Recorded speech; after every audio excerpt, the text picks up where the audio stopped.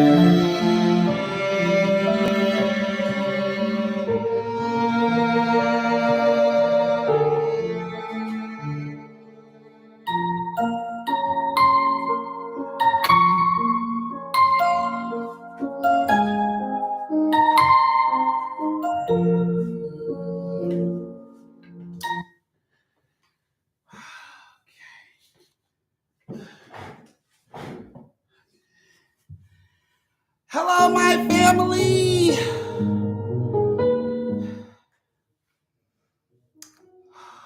Okay, trying to get everything together. What's going on, family? Hey! Let me see. Let me go to the top and say hey to everybody individually, because y'all know I love y'all individually. So let me go through. What's going on, Nino? Hey, Sweet Lime. Hey, Jasmine. Hey, Carmen. Hey, Cherry Blossom. Hey, Tamia. Hey, Ryan. Hey, Tasha. Hey, Kay. Hey, Trina. Hey, Che. Hey, Barbie. Hey, Regina. Hey, Christian. Hey, Robert. Hey, Miss D. Hey, Tara. Hey, Suki. Hey, Jersey. Girl, get safe. Don't be texting us. Just drive. Hey, Jakia. Hey, Khadijah. Hey, Louisiana Cajun girl. Hey, Brittany. Just drive. Oh, my goodness. Robert, put the phone on the damn charge. You had all day to put the phone on the charge. What is going on? Hey, Lakeisha. Hey, Carolyn. Hey, Tay Tay. Hey, Tim. Hey, Simple. Hey, Reality. Hey, Keyshawn. Hey, Donna. Hey, Telly Love. Hey, Sweetie. Glad you're back home. How was the movie night? I didn't catch the movie with the time. It was good. I liked the movie. It was a really good movie. Hey, Brandy. Yes, I did. I put it on TikTok the day after and watched it on TikTok too. Cause yeah, I had to get it in. Cause yeah. So, hey guys, welcome to Story Time. Thank you for joining me tonight. Thank you for taking time out of your beautiful day to spend time with your auntie for these creepy stories tonight. Both movies were good. Yes, Nerd was too. I love Nerd. It's one of my favorite movies. So, yeah. So we had an awesome time watching the movie. Thank you everybody for joining me for movie time. Y'all really made it feel like family. It felt like we watching the movie together. Oh, just made my heart warm. So yes, we are back home, everybody. Oh my goodness, the vibe home is so better. It's like the house is lighter. Like everybody' energy has been like on 1,000. As you can tell, this is a natural high. This is a natural high. Auntie is talking as fast as I normally talk, this fast as I normally talk, but I guess it's just so yes. So we are gonna have story time tonight. Tonight is Monday. Y'all get 3 stories tonight since I cut story time short. The last time we had this creepy shit going on in the house. I wasn't able to finish everybody. I wasn't able to get the last story in, I think. Yeah, I think I wasn't able to get the last story in. So I'm gonna pick up from where I left off. Let me see. So you want to watch it again? What what the black phone? Did y'all get? Yes, we did, Brittany. We most definitely did. Didn't waste no time. Did it ASAP. My auntie cussed me out for about an hour. It was a lot of crying on my end, a lot of apologizing, but she did it for us, so we good. Well, we can watch it again. Yeah, I was able to play it on TikTok, no problem. So we can watch it again. That's no problem. Okay, guys. So yes, we're gonna be starting story time in like 4 minutes. So hurry up, get your snacks, your cakes, your pies, your honey buns, your hot wings, your twisties, your shot glasses, your glass of wine. Get all that ready. Hurry up, use the bathroom, zip it, flip it, flush, sanitize, wash your hands, and come on back. Me be here like 4 minutes so we can go ahead and start the story time. Oh yeah, and guys, you have 17 more days before your auntie birthday. Turn up, hey, turn up, hey. I just want to say, turn up to all my future Leos. You know, our season started on the 23rd. Started on the 23rd. But yes. Hey, boo. Hey, fellow Leo. Yes. Hey, love. We're gonna turn up the whole month. Thank you, Tay Baby. Yes, let's crank this night up. Let's crank it up officially with the tips. Let's do this thing. Rob Jordan on the 18th. Turn up for the whole month. I'm talking about the whole month. Don't let nobody shit on your month. Turn up for the whole month, baby. Don't let nobody stop your shine. Don't let nobody stop you. Oh, yes. Mm-hmm. Mm-hmm. See, Toots tried to steal my shine, but she won't. She won't. See, let me tell you what happened between me and Toots. See, back in the long, long days ago when I had Toots, when I was pregnant with Toots, see, the doctors kept playing with me. They kept saying, she gonna come on your birthday. And I was like, bullshit. I wish a bitch would show up on my born day. No. I will hold her ass until the next day. I was so fucking serious about this, guys. The doctor looked me square off in the eyes. He like, are you serious? I'm like, I'm serious as fuck. I will keep my legs closed until my birthday is over. She will not share the same fucking birthday as me. Doctor was like, because you're being mean, she gonna share the same fucking birthday as you. Fuck you 3 times and 4 times on Sunday, bruh. No, the fuck she won't. Well, it was getting close to my birthday and this bitch hadn't showed up. And I was like, this is gonna be some bullshit because if she really shows up on my fucking birthday, I'm gonna have to get rid of this child. I'm gonna have to give her up for adoption because she cannot share the same birthday as me, period. Well, she shows up 2 days before my birthday. Shows up 2 days before my birthday. So a bitch was in the hospital, the day before her birthday. And my plan was I could still pull this off. I could shit her out. She could be in the room, in the house, at home with her daddy. I can get dressed. I can go out and I can make this party in this club time for my birthday and turn up. That shit didn't even work out like that. A bitch was so drained. I slept my whole fucking birthday away. When I woke up, it was the 12th. I was mad as shit. I'm like, wait a minute. No, the fuck it ain't. Like, no, it ain't. The day is it's my birthday. They're like, no, bitch, that was yesterday. What? So she tried to steal my shine. And this is how shit go in the house. So now not only do I have to split my birthday with her, I gotta split my birthday with school too. So that means school clothes, school supplies, all that good shit. I gotta buy all that on top of birthday gifts for her. Like, goddamn, what happened to going to school in September? What happened to that, y'all? What happened to going to school September 3rd or some shit like that? What happened to that? Like, when the fuck did these kids start going to school? And then it's like extra early. I remember last year they started like maybe a day before my birthday. So I was like, I can still go out of town and bust this shit down. When did this shit move up, y'all? I didn't get the fucking memo. When did this shit be pushed up to the first of the month like fucking food stamps? Like, when did this shit happen? Because, y'all, that's another story for another time. I'm just venting because it got me mad. But I'm still going to celebrate my birthday. I don't give a fuck if school is going on. I don't give a damn. I requested this time off last year. I requested all this time off last year. That's how serious I was about going out of town. And then we found out school shattered all that shit. School was like, no, bitch, you won't be going nowhere. We start on the 3rd, not the 10th this year. Like, but it's okay. Because like I said, my birthday is in, and I'm going to turn up with y'all. Fuck that. Fuck what you heard. I'm turning up with y'all. I don't give a damn. I don't care about school. None of that shit. I'm going to turn up with the fam. Fuck all of it. All right, guys. We're about to go ahead and get this story time started. So, yes, if you guys are here, you are ready. Hey, Sophie. Moderators, can y'all go over to the Telegram chat and look in the moderator chat and let me know who was the last people in the last story I did? The last story I did, right quick, please. So I know who to start off with on my list because I got a list of people, so I want to know who to start off with. Right, I remember when school used to start. I'm close to September. Y'all don't know what the hell is going on. Like, and now they talking about everybody catching monkeypox and shit. Talking about that shit is transmitted through touch and all that shit. Like, I want to live in a fucking bubble now. I'm like just tired. I just want to live in a fucking bubble. I just want to live in a bubble. Like, you can't even high five a motherfucker now without catching a fucking monkeypox. And I'm pretty sure that shit look like bum bumps all over your fucking body. Like, how you doing? How you doing? Bow, monkeypox. What the fuck? From me and you? That's some bullshit. You make a shot, we playing basketball, you make a shot, high five, bow, monkeypox. Bullshit. What? Maybe it's just me. Maybe it's just me.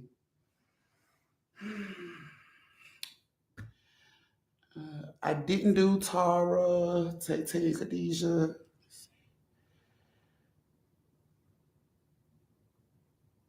Okay. I know where I'm at. All right. I see. Okay. I know where I'm at. I got you. Thank y'all. Thank you so much. I know where I am now. Goodness, y'all. Y'all be safe out here. Don't high five your friends. Don't even shake hands on interviews no more. Just tell that motherfucker like, how you doing? Like, Wendy Williams, that shit. How you doing? No. How you doing? Because fuck around catching monkeypox, bitch. All you wanted was a job. Now you leave with the monkeypox. Like, we ain't touching nobody. We ain't even touching nobody. Don't be careful about touching your fucking children. Don't even touch their little snotty nose asses. You better watch out for them too, because they'll give your ass that shit. Mama, can I get a hug? Sure, baby. Monkeypox. Mama, the boogeyman is in my room up under the bed. Can you help me? Help me. Jump right in your arm. Boom, bitch. Monkeypox. Don't be dumb. Don't be dumb. All right, so if everybody is ready for this story time, y'all got all the things and your necessities and accessories and all the shit you need to go ahead and get this started. But I see a couple of y'all lazy ass people ain't got up and closed my door. It is hot. Please close my door. I would greatly appreciate it.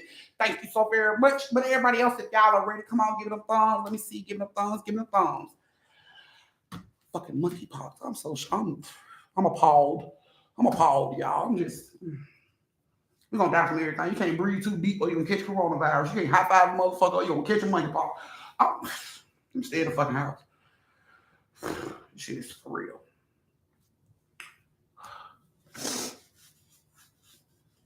Okay.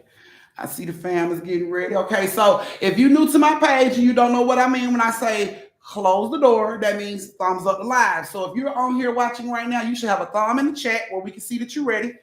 And you close the door, a thumb of the live. So that is how the rules go. And yeah. Did you hear about the polio outbreak? Fucking polio outbreak. Oh, fuck that. Fuck, man. How much is a ticket to Mars? How much is a ticket to Mars? Like, I pawn this whole house and these children and my husband. Just get me the fuck away from all this shit, man. It's too much. It's too much. I hope they goddamn shot vaccinated everybody against all that bullshit where they was shoving it down people.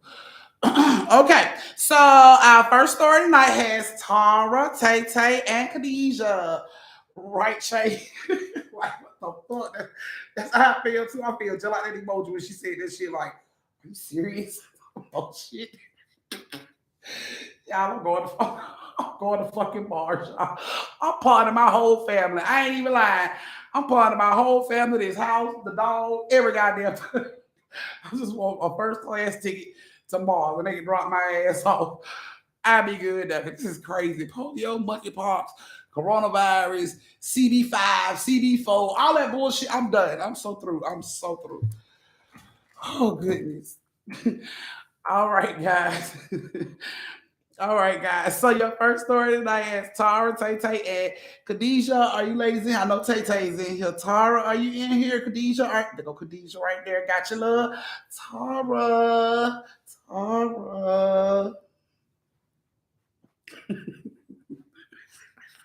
And Tara's here. All three of my students made the class. All the family members made the class. Okay, so here we go, you guys. Hold on to your socks. Hold on to your, what they say in the old day? Hold on to your britches, bitch. It's about to go down. Okay, so Tara, Tay, and Khadijah. So Khadijah's the mom. Tara and Tay Tay are her daughters, but they are adopted. She didn't have any children. She adopted these kids. She started out as a foster mom, and it went from there. So that's how she ended up with Tara and Tay Tay.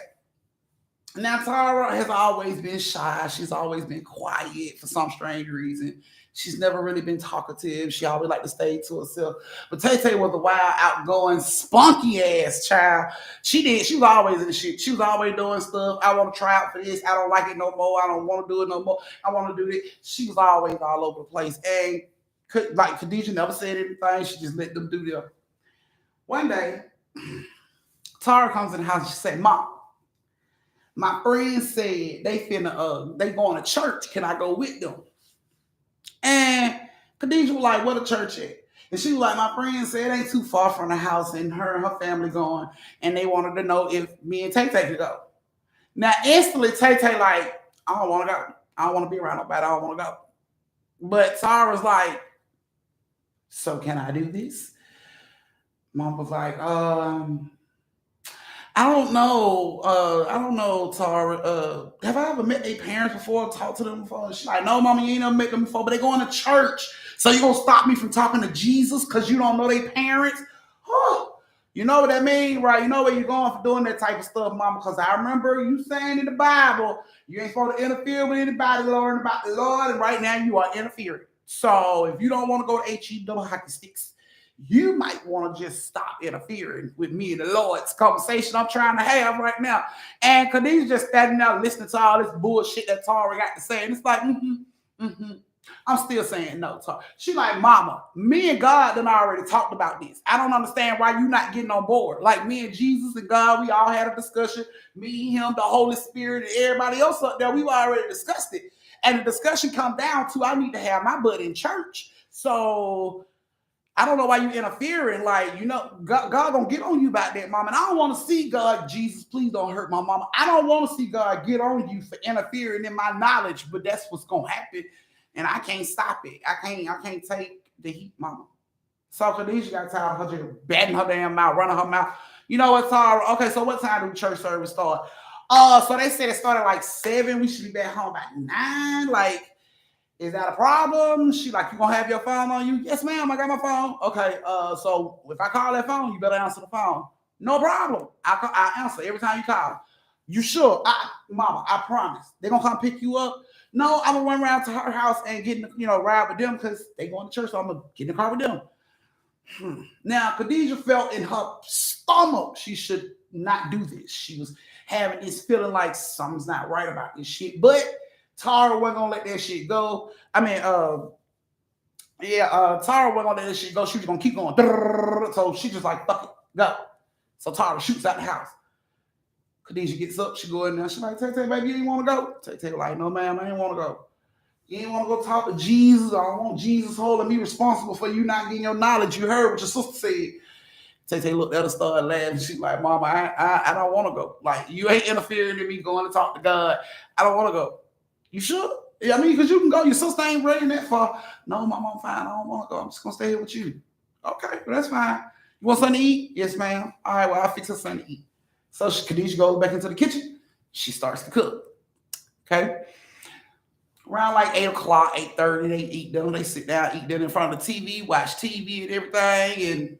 And, some just tell Khadijah to call and see how Tara's doing, how church service is going. So she calls. Tara don't answer. I told that girl when I called, she could answer the phone.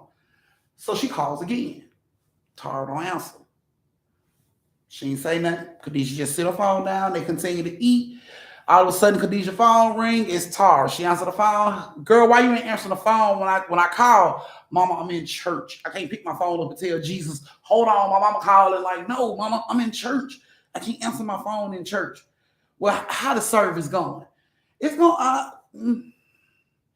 It's going. What that mean? Nothing. Tara, ma'am. What that mean? Nothing. Mama, I gotta go. They looking for me. I gotta go. Okay? And she like, Tara, I'm serious. What's wrong? And she like, nothing, Mama, I gotta go. And she hangs up. These are like, okay. So Tay Tay like, what's wrong, mama? She's like, I don't know. Your sister was sounding kind of funny. I don't. And here go Tay Tay. Well, mama, you did let her go to that church. You don't even know about this church. You let her go to somebody's church. Tay Tay, I know you ain't talking. No, ma'am, I ain't got nothing to say. I was just eating. Okay. So she sat down. She kept eating. She ain't think nothing of it. Didn't too much worry about it. It's in the back of her head. But she ain't too much making no big deal about it. She ain't tripping because it ain't time for her to come home yet. And you know, if you in church, I wish you would answer that phone. I wish you would answer that phone during service. I wish you would. God will strike you down right there in the middle of church service, right next to Sister Johnson in that big ass hat. Your ass gets struck down right there. So ain't nobody answering the phone during church service. You silence it, turn it off, sit on the voicemail, whatever you need to do. You don't pick up the phone. It's just weird. It's just weird. And God said, hello, yeah, girl. No. You don't do that. So Khadijah was like, okay, you know, she fine. She at church. And she's sitting there watching TV. And her and Tay laying on the couch watching TV. And Khadijah sitting in the recliner watching TV. And she dozes off. Both of them dozes off. Khadijah wakes up. First thing she does is looks at the phone. Her phone said 12:30. She's like, shit. She gets up, goes over to the door, open up the big door, lock the little glass door, she locks that, close the big door, she locks it. Tell Tay, wake Tay up. Tay, get up. Go get in the bed. Tay like, no. She like, get up, go get in the bed. So Tay gets up to go get in the bed. Khadijah turned off the lights and stuff downstairs. Pretty much shut the house down. Turned off the lights and stuff downstairs, TV. She come upstairs. She looks at Tay room. She like, you good? Tay like, Mama, just turn the light off, please. Just turn the light off. Good night, baby. I'll see you in the morning. Close the door. She goes over to Tara. Thank you, Tara. She goes over to Tara's room, and Tara's not in her room. So she like, wait a minute, what the fuck? She runs into the bathroom. Tara ain't in the bathroom. She instantly runs to her phone, pick her phone up, start calling Tara number. Tara number going straight to voicemail. What the fuck? Call it again, going straight to voicemail. She wakes up, Tay, get up, Tay, get up. Tay like, what? Where your sister at? I don't know. She went to church, remember? Wake up, girl, wake up right now. So Tay sit up, she's like, what? She like, it is 12:30, your sister ain't here. And Tay like, huh? She says 12:30 and your sister's not here. Get up. So Tay like, she jumps up, clear her eye real quick. Are you for real? So she running through the house. Hey, Tara, quit playing, man. Mama serious. Quit playing. She finna call the police. And nothing. You don't get nothing. So she asked Tay, do you know where this little girl stay at? And she like, I think I've only been over there like one time, but I can't be sure on which house it is. I know what street they stay on, but I can't tell you exactly which one of the houses. All the houses made the same over there. They pretty much the same color and everything. So her mama like, fuck that. We gonna, Khadijah like, fuck that. We gonna find out. So they get in the car and she drives to the street and they riding down the street real slow. And she's like, Khadijah's asking her, do you see him? Do you see any of the house look familiar, anything? And Tay just looking. She's like, they all look the same. I can't really distinct. They all look the same. So Khadijah said, fuck it. She leans on her horn as she ride down the street, slow as shit. 12 something in the fucking morning, almost 1 o'clock. Whoa! I'm talking about she finna wake the whole fucking street up. Like she gonna find out. So Khadijah's riding down the street, 6 miles per hour, leaning on her fucking horn. Whoa! Of course, neighbors, all the people around are waking up, looking out the window, coming all out the house screaming, hey, you need to stop. She is riding, and then when she got to the end of the street, she turned around and she came back down that bitch. Whoa! Until she got in the middle of the street and some man like walked out, a couple of the neighbors walked out into the street to stop her car. So, she stops the car and they like, what are you doing? Why are you doing that? You're disturbing us. We're going to call the police. And she's like, my daughter's missing. My daughter went to church with one of your neighbors around here and she didn't come home. I'm trying to find my child. I don't know which house she lives in, her friend lives in, because all the damn houses over here look the same. So of course the people were like, "Oh, your child's missing. What she look like? When last time you seen her?" You know what I'm saying? Everybody instantly worried. Like, okay, so what friend? Do you know her friend name? So they asked Tay Tay, like, Tay Tay, do you know her friend name? And Tay Tay, tells them the name that she know, and she describes the little girl. Then instantly the neighbor knew who the fuck it was. The neighbor was like, "Oh, you talking about that family?" Like instantly, like, "Oh, you talking about them? The fuck? Why did you look like that? What is wrong?" They stay right over there. Now, when he points and say they stay right over there, somebody is in the window, in the blind. You can see the light shining from the room. You can see the blinds open. And time he points and they look up there, the blind closed. Khadijah sees this. She instantly pulls off, drive right into their driveway. The neighbors are walking down the street to the house to see what the fuck going on, because of course she told everybody her baby is missing. So everybody want to know what the fuck is going on. She gets down to the house. She jumps out of the car. She tells Tete, "Stay in the car." She jumps out the car. She runs up to the front door. She bangs the door. Fuck a doorbell. Fuck a door knocker. She bangs on the door like boom, boom, boom, like she the fucking police. And it's like, she knows she just seen somebody look out this fucking window, yet nobody's coming to the door. As loud as she's banging on this fucking door, nobody's coming to the door. You ain't no way in the hell you are sleeping this hard and you don't hear this shit.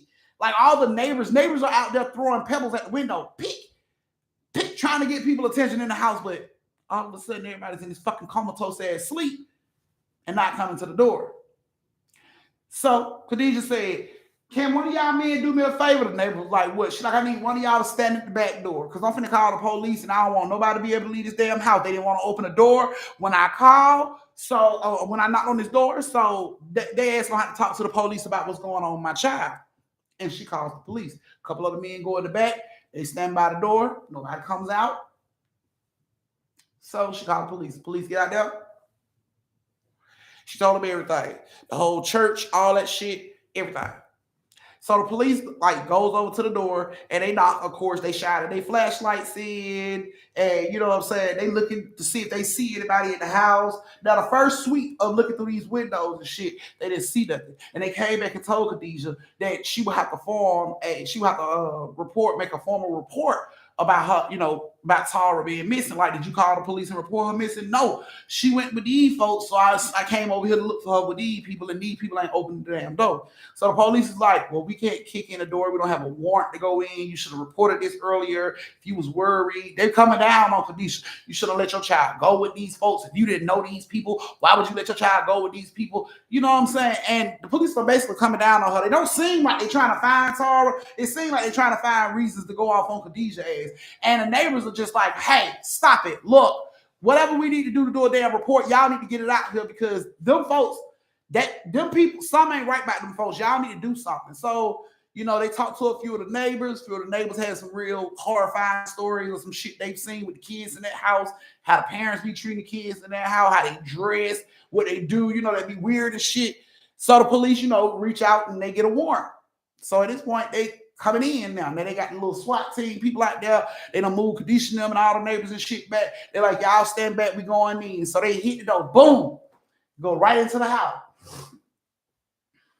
When they go into the house, two of the cops instantly run back out of the house and throw up. Like, I'm talking about just throwing up. And Tay Tay and Khadijah's like, "What the fuck?" The neighbors are like, "What the hell is going on?" What they see, and they're like, "What's wrong? Like, what's going on?" So Khadijah stands out there and they just wait. Like, what is going on? Every officer that came out there had the same look on their face, just dread and head shaking, spaced off, like, how the fuck? Like, everybody just looked in shock coming out of the fucking house. And she just like, she know it's not good. Like, she crying already. She know it's not good. Like, she really knows something's not right. You know what I'm saying? And they won't let her in the house. They won't tell her nothing. They telling her she got to wait for a captain to come on the scene or a sergeant or somebody to come on the scene, and they'll explain to her what's going on. But they walking in and out just looking real fucked up. You know what I'm saying? So the neighbors are trying to console, Khadijah and let her know it's not what you think. I'm pretty sure it's not what you think. Don't think bad. Don't think negative. It's okay. Your baby gonna be fine. Trying to keep her spirits up. Like, don't be upset. It's gonna be okay. Just have faith. She gonna be fine. Well, an hour of police going in and out and nobody coming out and telling Khadijah shit. Finally, one of the police come over and tell her, Captain said he'll be here in 30 minutes. Khadijah looked at Tay Tay. She slid her purse off her arm, put it in Tay Tay's hand, and she looked at the cop. And she said, what you say? And he said, oh, Captain said he'll be here. And she take off, just shoot right past his ass. Huh. I'm talking about she out there straight Michael Vick across that goddamn yard. I'm talking about juking motherfucking cops all kind of ways. She is finna get in this fucking house. Y'all ain't finna have me out here no 2 goddamn hours and won't tell me nothing. I told y'all my child is missing. So she juking motherfuckers and everything to get into this house. She makes it into the house. Time she runs into the house, she falls. She goes right up in the air, home alone, slip and fall, straight up in the air, land on her back in the air, bow, head hit the floor. Oh my goodness. You know what I'm saying? The police coming in, they helping her. Man, you shouldn't be in here, like helping her up, but you know, her head is hit the floor really hard, so she kind of dazed. And she's looking in front of her, and she can see lights and all this shit, but she can't really make out what she sees. Her, you know what I'm saying? Her vision is still blurry from hitting her head and shit, but all she knows, she see red. She see red all on white areas. You know what I'm saying? They bring her out.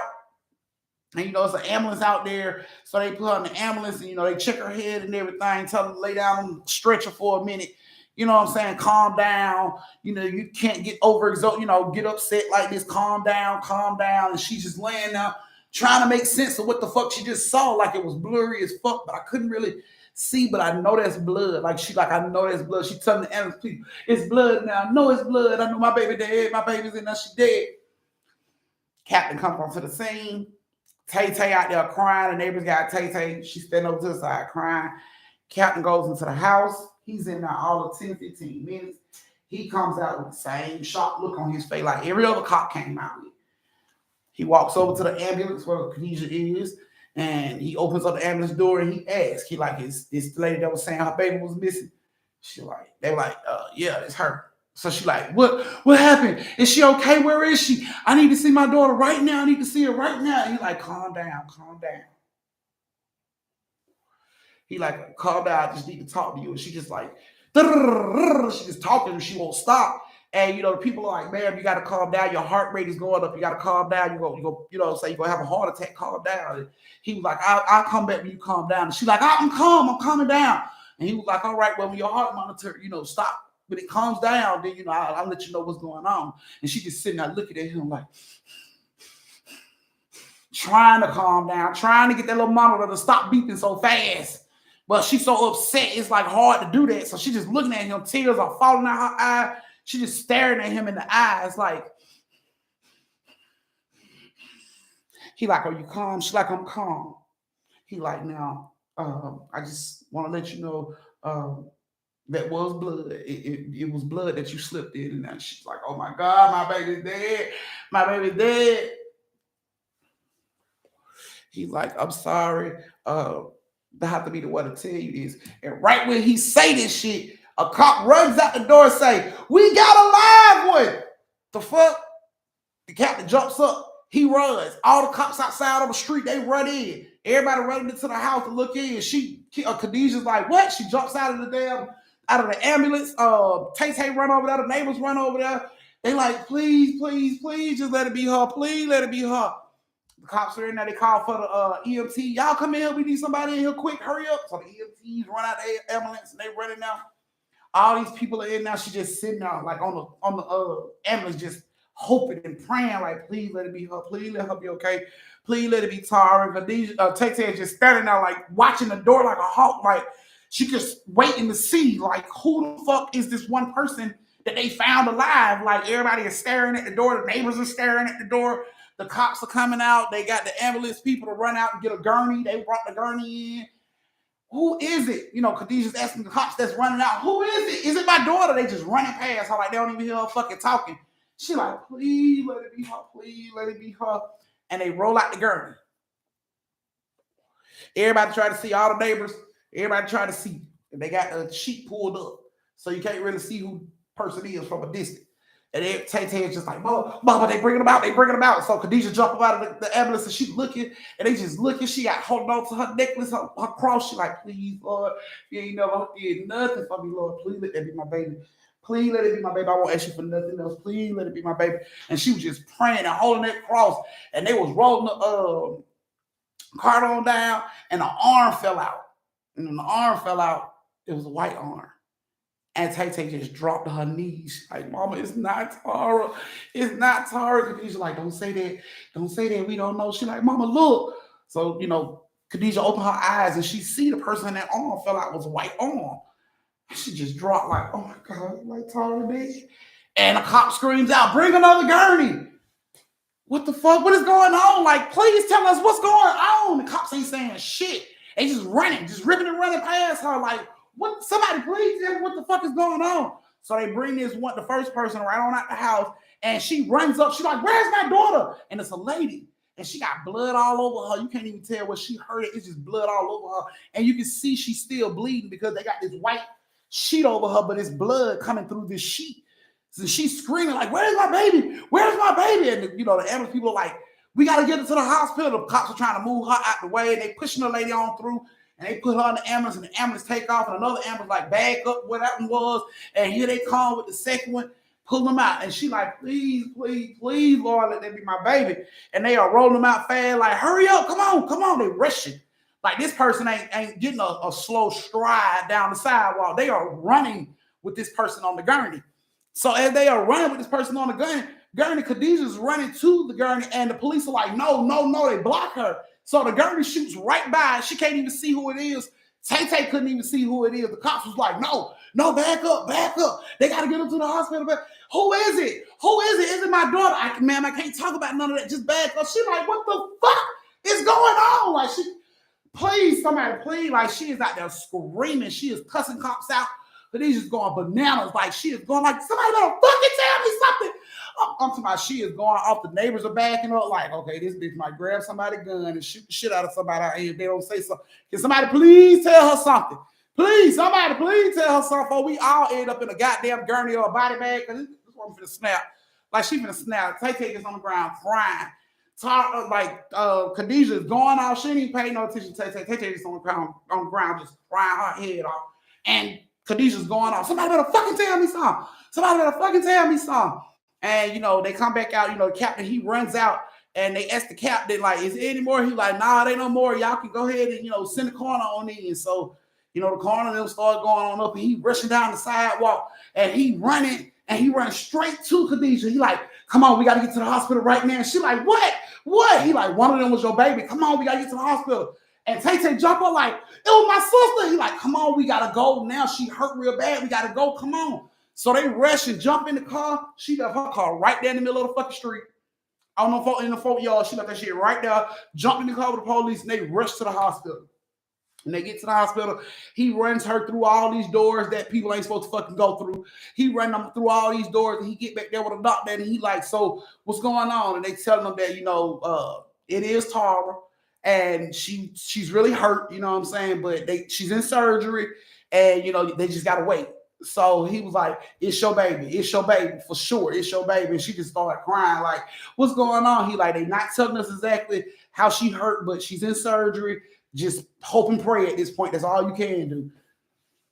Honey, she put it out. She put the word out. Kendra put the fucking word out.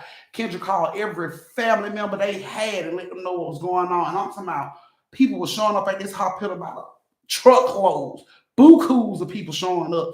All her family is coming up there. Everybody is up there at the hospital, rushed up there as fast as they could. I say the hospital, that waiting room filled up with probably like 36 to 40 people in like under 45 minutes. Like everybody from the family was there.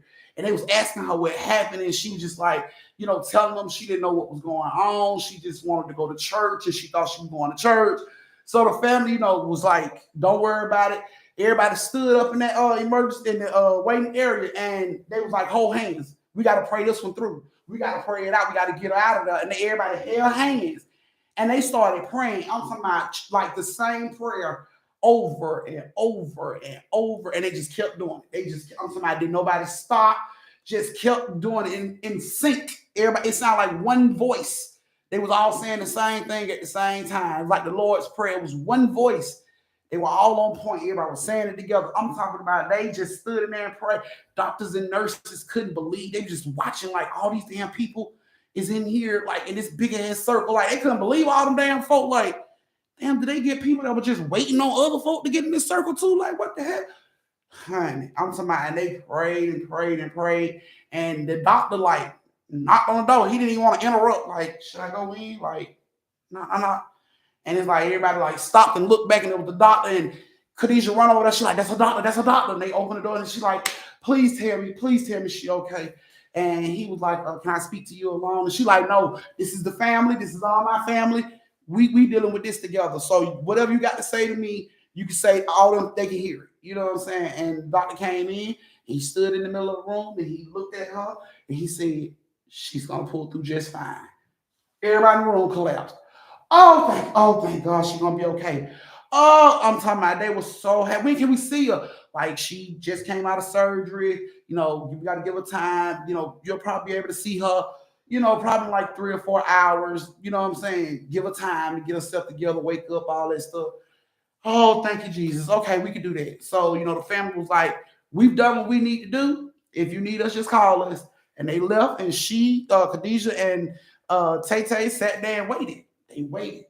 They waited them hours. They didn't give a shit. They waited. And then the doctor told them, you know, she's up. You can go in there and see her. They rushed in there so fast. And Tara's just laying there. And time Khadijah opened the door and Tara see her, she just started crying. And Khadijah run over there and hug her, and Tay run over there and hug her. And all she could say the whole time she was hugging her, all she could say was, I'm so sorry. I'm so sorry. I'm so sorry. And he's like, baby, I don't need, you didn't do nothing wrong. She's like, why is you sorry? Like, I'm so sorry, Mama. I'm so sorry. Like, what? Why are you apologizing? And she was just like, I should have told you. I should have told you when I talked to you. And she like told me what happened. And she told us, she was like, they told me we was going to church, and we went to church. She was like, we went to a building, and, when we got there, she was like, I noticed everybody that was in there had on robes, and that ain't how our church, unless they were singing in the choir, but they didn't even have like a choir area. So she was like, it was kind of weird, but I thought that's just how my friends, church look. Everybody church don't look the same. And she was like, and we got in there and we sat down, and, he was preaching or he was saying whatever he needed to say, and then he asked did anybody want to join into the church, and she was like, my friend and her mama was like, don't you want to join, like join the church with us? And she was like, I didn't want to do it. I was scared, like I didn't, what I'm saying, I didn't want to do it. And she was like, that's when you called me and I rushed outside to answer the phone. She was like, but they were looking for me. They were like, I got to come back in church and answer the question. And she was like, I didn't know what to do. I was scared, but I didn't want to tell you because I didn't want you to be mad at me. And it was like Kendra just cut her off. She's like, look, it don't even matter. All that matters is that you're safe. You okay. You know what I'm saying? And we all right. You ain't did nothing wrong. It's not your fault. You didn't do nothing wrong. Okay. Like Tay laid in the bed with her, got right in the bed with her and laid up under her. And Khadijah sat on the side of her bed. Police came in a little later, told Khadijah let him talk to her outside. Khadijah came outside and he let him know that the family was dead. And the little girl, Tara's homegirl, Tara's friend that she was going to church with was the little girl that they rolled out. But she didn't make it through surgery. So the entire family was dead. And he said when he went in there, it was all type of symbols, wrote in blood on the walls. It was knives and all type of sharp objects that had blood on it. Like he was like, it looked like somebody gutted them. And he was like, your daughter was well on her way to, being really like fucked up, like cut up really bad. He was like, I don't know if it was you kicking the door and scaring them, that made them stop. I don't know what was going on, but you know what I'm saying? They were like, the dad, they said the dad's wound looked self-inflicted. So basically he took like this big ass Rambo shaped knife and plunged it into his stomach and just ripped. So all of his shit just fell out on the floor. You know what I'm saying? So it was nobody to lock up for this. You know what I'm saying? Everybody pretty much died. And he told her, after looking into the family had been going to this so-called church for a couple of years, and they had just recently moved to the area, probably like 9 months ago. And he said when he looked up where they came from, a few girls in that area came up missing, and they was never located.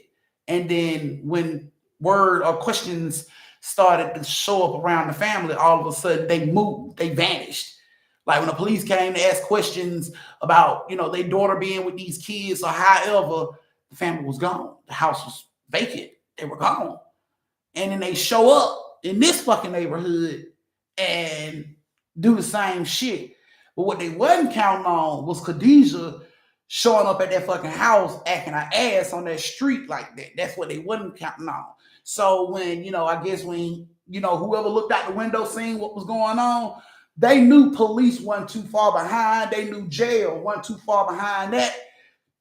So I guess that's when the whole little sacrificing and killing of everybody in the damn house began. When the person, whoever it was, looked at the blinds and seen that Khadijah was out there making the noise and all the neighbors was out there, I guess they was like, the gig is up. You know what I'm saying? We can't run up. We ain't got nowhere to run. All the neighbors out there in the street, they ain't gonna just let her leave. So, and he did what he thought he needed to do. So, but Tara did make it. She was in the hospital for about a month and a half, maybe 2 months. She had to go through physical therapy. She also had to have like psychotherapy done. She had to have like a bunch of psychiatrist visits and all type of stuff to like overcome what she would later suffer with, the trauma of all that. So, yeah. So that is the end of your first story. I'm so sorry it took so long, but I had to give y'all all the details. But that's the end of your first story. This is your brief intermission where you get to go to the bathroom, get your son a drink, tip your auntie, retwist your twisties, refill your shot glasses, piss if need be, and meet me back here in 3 minutes to start your second story of the night. So got that. Wait. Okay.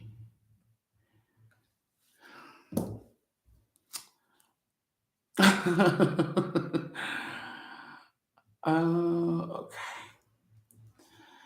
Are there any Cash App people? Oh, let me check my phone. Hold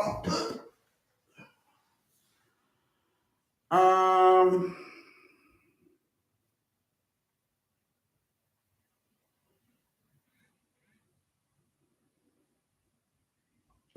No, there's no Cash App people. Thank you, Tara. She's somebody, I love this story. I survived. I bet you. I bet that is why you love the story, because you survived. All right, y'all. Don't forget to close the door when you come in. And if you're new to my page and you don't know what I mean when I say close the door, that means thumbs up the live.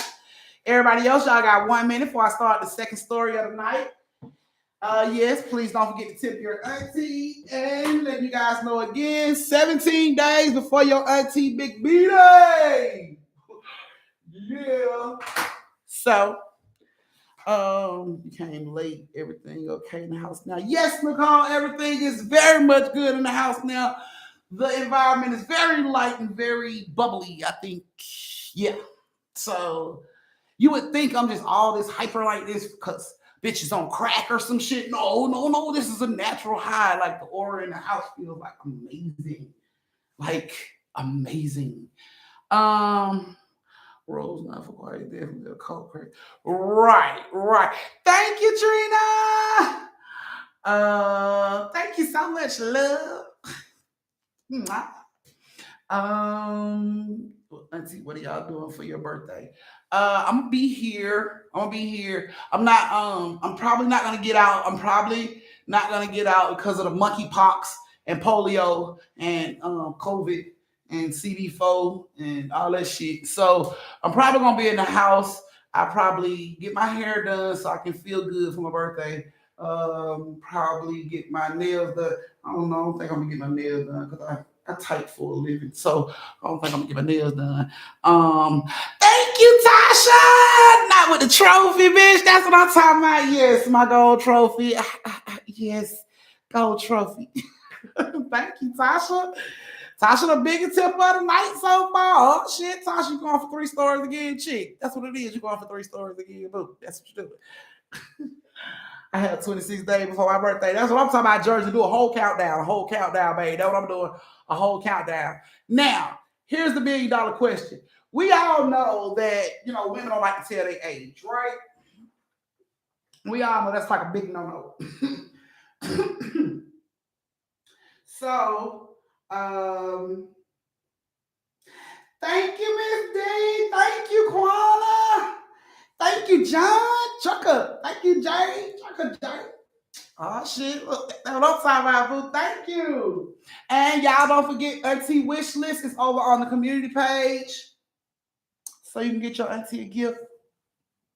Because I am your favorite auntie. So, yeah, you love to. Okay, that's what I'm talking about, Tara. That's what I'm talking about, Tara. So a lot of women don't like the question, how old are you? That's the unspoken shit. So my question is, can anybody guess how old Auntie is? I ain't gonna take it offensive if you get some old wow, some outland Auntie, you 87. I ain't gonna take offense to it. Not at all. I'm just gonna remember that when your ass is in story time. You might be the one to die the fuck off if you want to be funny.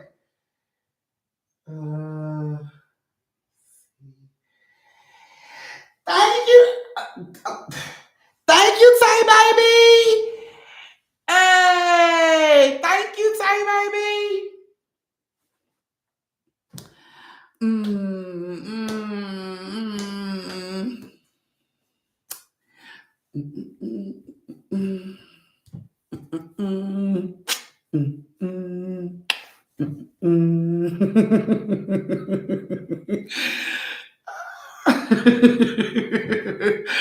Oh, I'm so loving all these answers.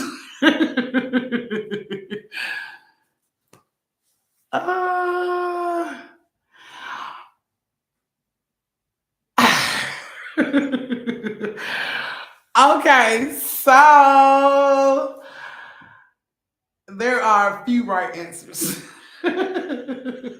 There are a few right answers. The first right answer came from, y'all know, Nino. Nino knows me. He's been following me ever since my first day on TikTok. So Nino knows me. So Nino got it.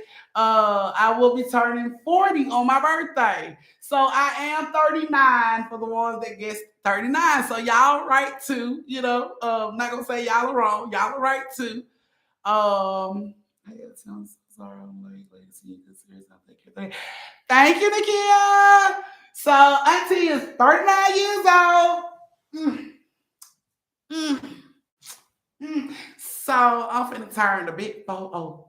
Anybody got any ideas on what I should do? Like, what do you do when you turn 40? I don't know. I've never been 40 before.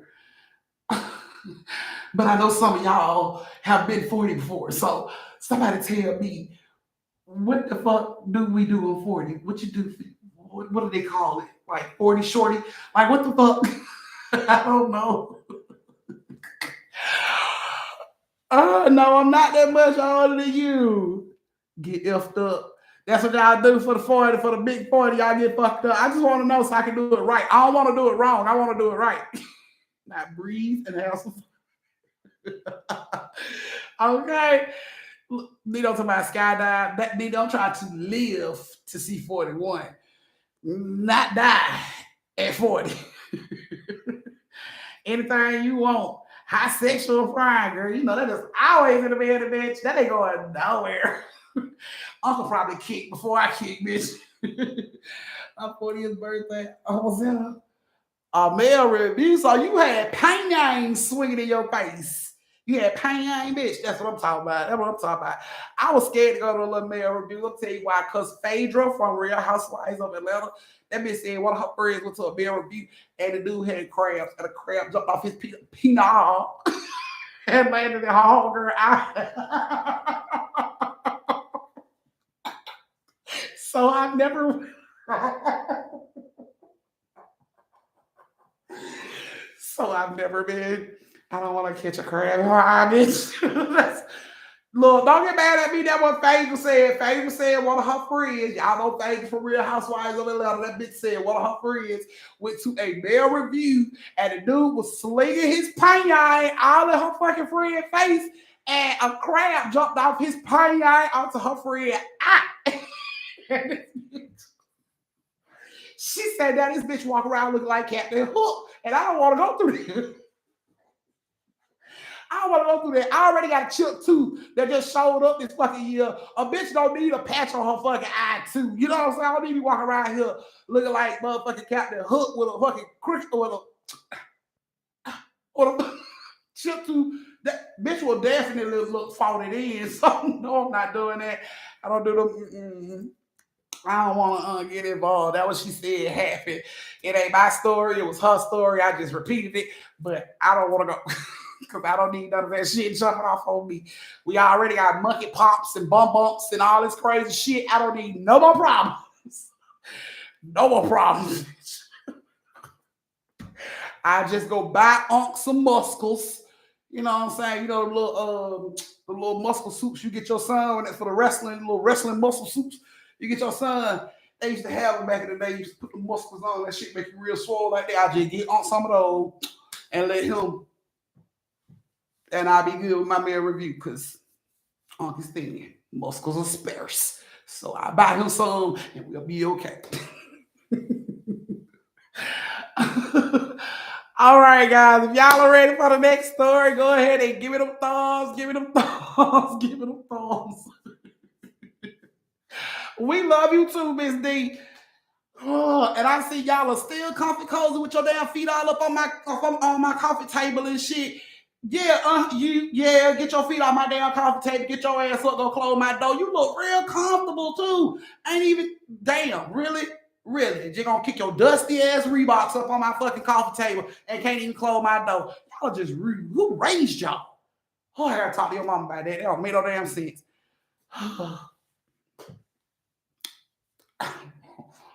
What D-Ray say? Do the cock clap.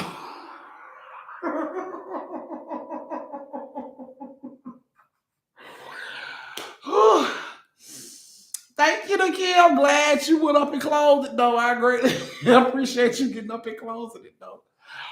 Oh my goodness, y'all. I'm being really silly. Like, I think it's the order in the house got me silly like this. Oh my goodness. All right. So our second story of the night has Kendra, Lakeisha, and Nicole. Kendra, Lakeisha, and Nicole.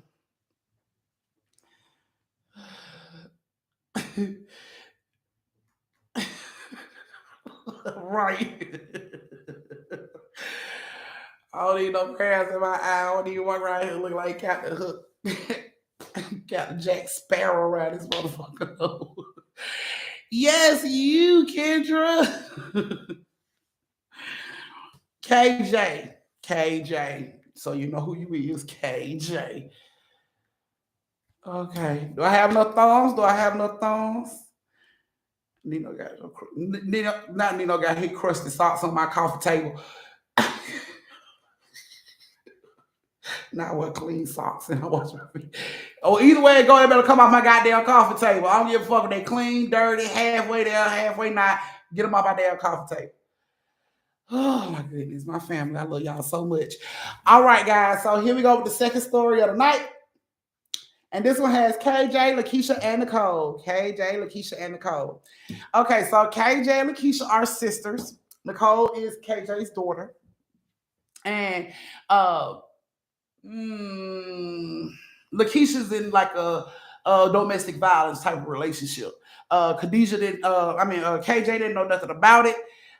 When KJ found out about it, she really came at Lakeisha to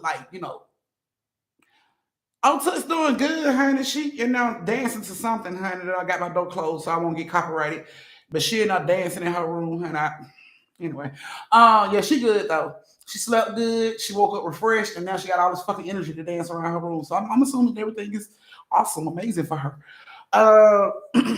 So yeah, Lakeisha was in a domestic violence type of relationship, and KJ didn't know nothing about it.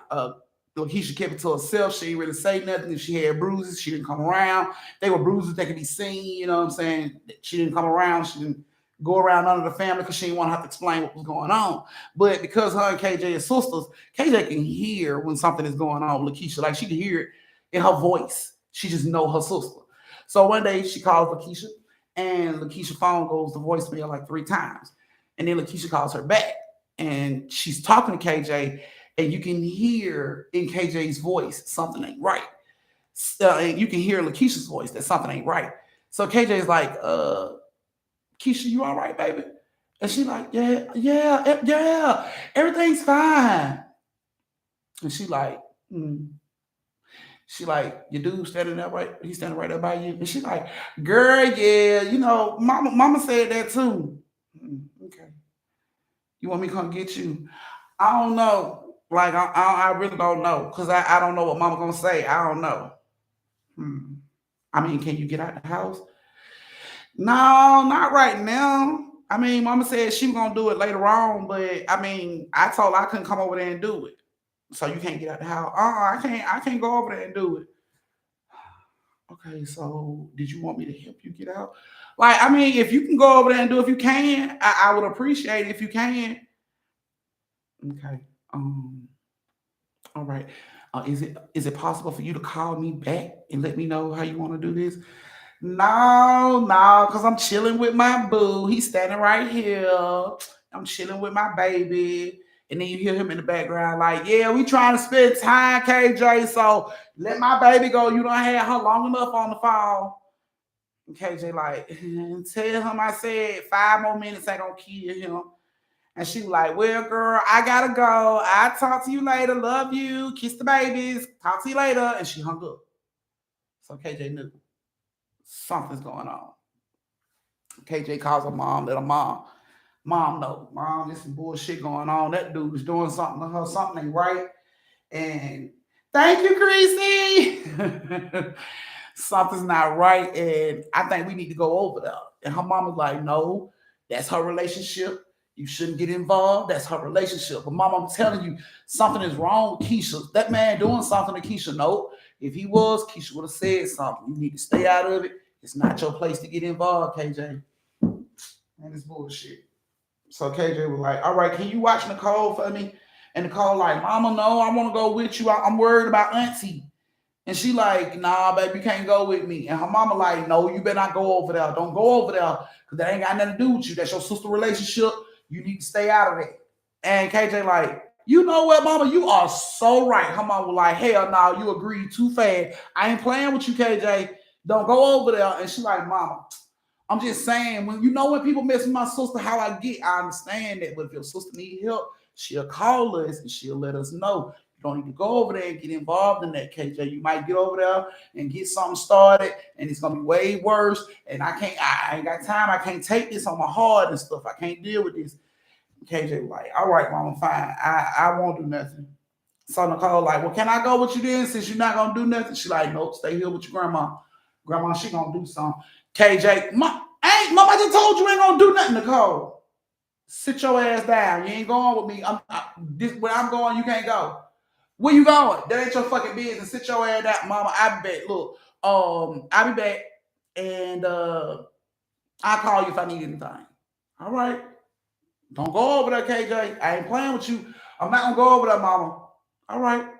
She goes outside, jump in the car. She calls Keisha phone. No answer, no answer. Third time, Lakeisha call her back. Hey girl, what's going on? She like, what's going on, bitch? Tell me what's going on. My boo got a phone on speakerphone so he can hear the update too. I just came from over mama's house and mama said she needs you to come help her because she got me and Nicole doing something else for her. So she said she wanted you to come over and help her. So I need you to go come help her. And she like, I ain't got time to help mama. You can't do it. And she like, no, I just told you, me and Nicole is already doing something for mama. And you know how mama is. If you don't come over there and do what mama say do, then mama send a SWAT team over here to get your ass because she don't play. And it was like, Keisha stopped talking. She got quiet. And KJ was like, you heard me, Keisha? And she like, yeah, I'm just talking to my boo. I don't want my mom. Come on, mama. We'll send the police over here if I don't go do what she tell me to do. Is it all right if I just go over there and see how she doing. I'll be back. And he was like, we got plans tonight. And she was like, I know, but my mama will send the police over here for real. She ain't playing. Well, where you going? I told you I'm going over to my mama house. Who taking? KJ, she on the fucking phone. Who you talking to like that? Nobody. I'm just saying KJ. And KJ like, what the hell you mean? Who she talking to like that? Like, what are you talking about? And she like, KJ, I'll call you when I'm ready, okay? And she hangs up. And KJ like, what the fuck? Who the fuck? Who bro think he talking to? I bust his ass. I don't know who he think he talking to. So now she pissed off. She going now. She done promised mama she wasn't going, but he done said what the fuck he had to say. It is what it is. I'm gonna drive my ass over here and see by his ass. So of course she drives her ass right on over there. She gets outside. She gets out the car. She finna come out, come to the door, and Lakeisha come running out. She like, come on. She like, what you doing now? I want to go in here and say something to him. She like, girl, come on. And he comes to the door and he like, what time you coming back? And she like, I just need to go help my mom right quick. I'll be right back. It ain't gonna take that long. And KJ like, what the fuck you mean she'll be back when she get back? He was like, that's my motherfucking girl. And if I ask her what time she gonna be back, she gonna fucking tell me what time she gonna be back. She ain't your motherfucking girl. She my mama's girl. And she'll be back when she fucking be back. He looks at, Keisha like, all right, Keisha. And Keisha like, babe, she just talking shit. Don't worry about it. She just talking shit. Come on, girl, let's go. So she gets in the car and they pull out. She waving, bye, babe, I'll see you later, okay? And he's standing there watching them pull off. And time she get around the corner, she just breaks down. She cries so hard, like, girl, I don't know what to do. Like, I won't put this burden on mama. Mama, girl, I don't know what to do. Like, and KJ's like, what the fuck? Like, okay, look, hold on. So she pulls over and, they sit in the car and she telling her everything. She like, all this been going on for months and I ain't said nothing because he crazy. Him and his family crazy. And she like, bitch, I'm crazy. Like, I'll go over there and shoot him and his family in the fucking face. I'm crazy. I kill everybody in this motherfucker. I'm crazy. She like, no, girl, he crazy as hell. Like, bitch, you don't know. Like, I can't leave. I can't leave him. And she like, what the fuck you mean? Hold on, Keisha. What you mean you can't leave him? She like, girl, I can't leave him. He is scary. I can't leave. I'm confused. I'm confused as shit. I'm so confused on how you can't leave. Explain this to me. Break this down to me. So she was like, it's all started like maybe 7 months ago. She was like, he wasn't even like this at first. She was like, everything was cool. He treated me like a queen. I ain't had no problems. He always took me out. We always did things. Things was always good. And she was like, girl, one night we went out. And she was like, they went to like a little bar. And they were sitting at the bar. And, he had to go use the bathroom or something. So he gets up to go to the bathroom. While he's gone to the bathroom, Keisha's sitting at the bar talking to the bartender, which happens to be a guy. So she's talking to him. And I guess when he comes out, she's giggling with the bartender. He keying and ha-ha with the bartender. And she said from that day forward, he had changed. She like, when he came out of the bathroom, he was somebody else. She like, he instantly walked over to her. He looked at the bartender, asked the bartender, what the fuck you smiling in my girl face for? And she was like, that shit caught her all off guard. It came all out of left field. And she was like, what are you doing? Calm down. I'm just talking to him. She was like, he looked at her and he was like, who the hell are you talking to? And she was like, wait a minute. Like, wait a minute. Like, you being real disrespectful. And I ain't got time for that. She said she got up from the bar. She paid for what she had and she walked out. She said he came out behind her and he apologized. He said he just don't like men talking to the women he in love with. And she was like, when he said he was in love, I was just like, how you fall in love with me? We ain't even really been together that long. And you know what I'm saying? So she was like, after that happened, he started being real suspicious of her. She was like, like when she would go to the store and come back, he would like time how long it took her to go to the store and come back every time she go.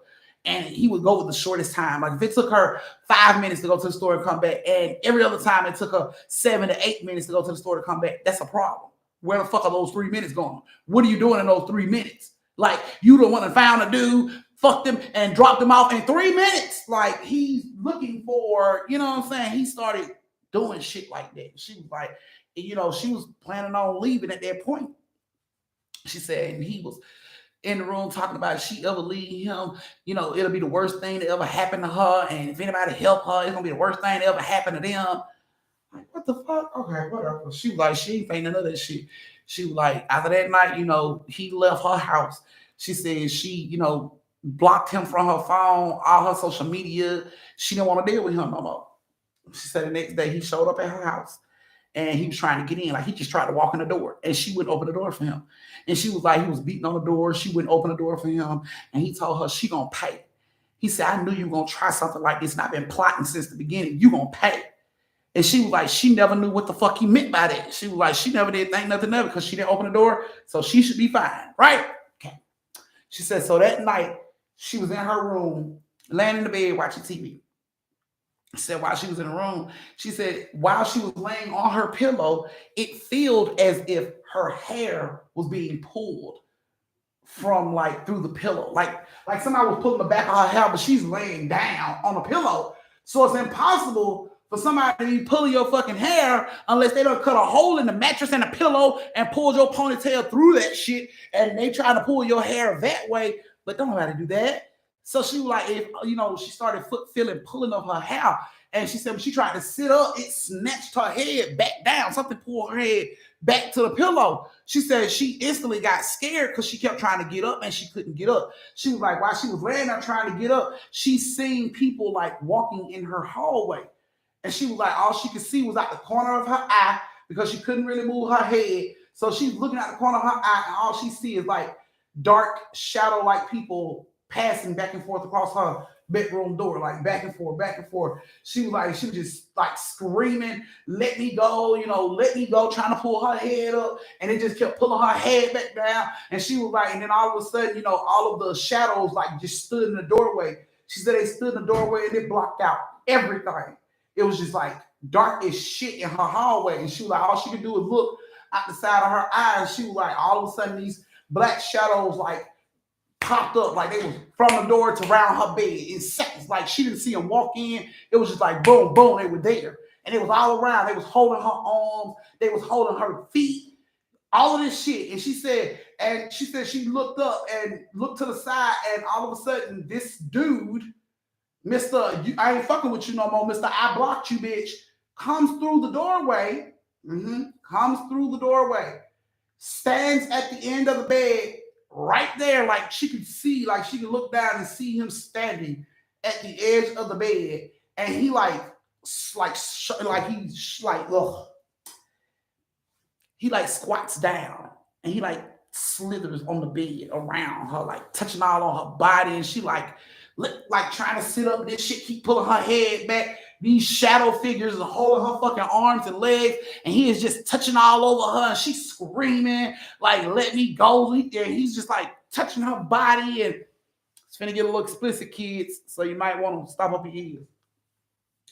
He gets to her special place, and he pulls out some weed-looking shit, like, not like marijuana weed, like weed you pull out your grass out the yard, weed-looking shit that he had in his hand. And he gets up on her and he shoves this shit. You get it. And she screams out. She says she can feel his knuckles, damn near whole hand, just like shoving this shit. And she's screaming. She can't sit up because her head is being pulled back. These things are still holding her fucking arms. She couldn't move. And she just screamed and screamed and screamed and screamed. Until she couldn't scream no fucking more. And he just continued to like just keep pulling this shit out and pushing this shit in. And he got more. And he's just constantly doing this shit. And she was like, she screamed and screamed. And then it was just like, and she was able to sit up. And when she sat up, it was nobody in the fucking room with her. She looked at her pillow. Nothing was wrong with her pillow. Nobody was holding her arms, her legs. She just balled up. Pulled a cover up on herself. She was scared. She was looking around the room and shit.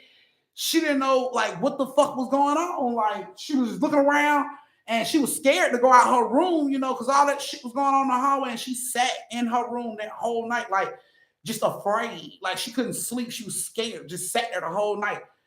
And she was like, she thought that, it was just maybe a fucked up nightmare that she had. She was like, until the second night. She was like, the second night. She said that day he came over.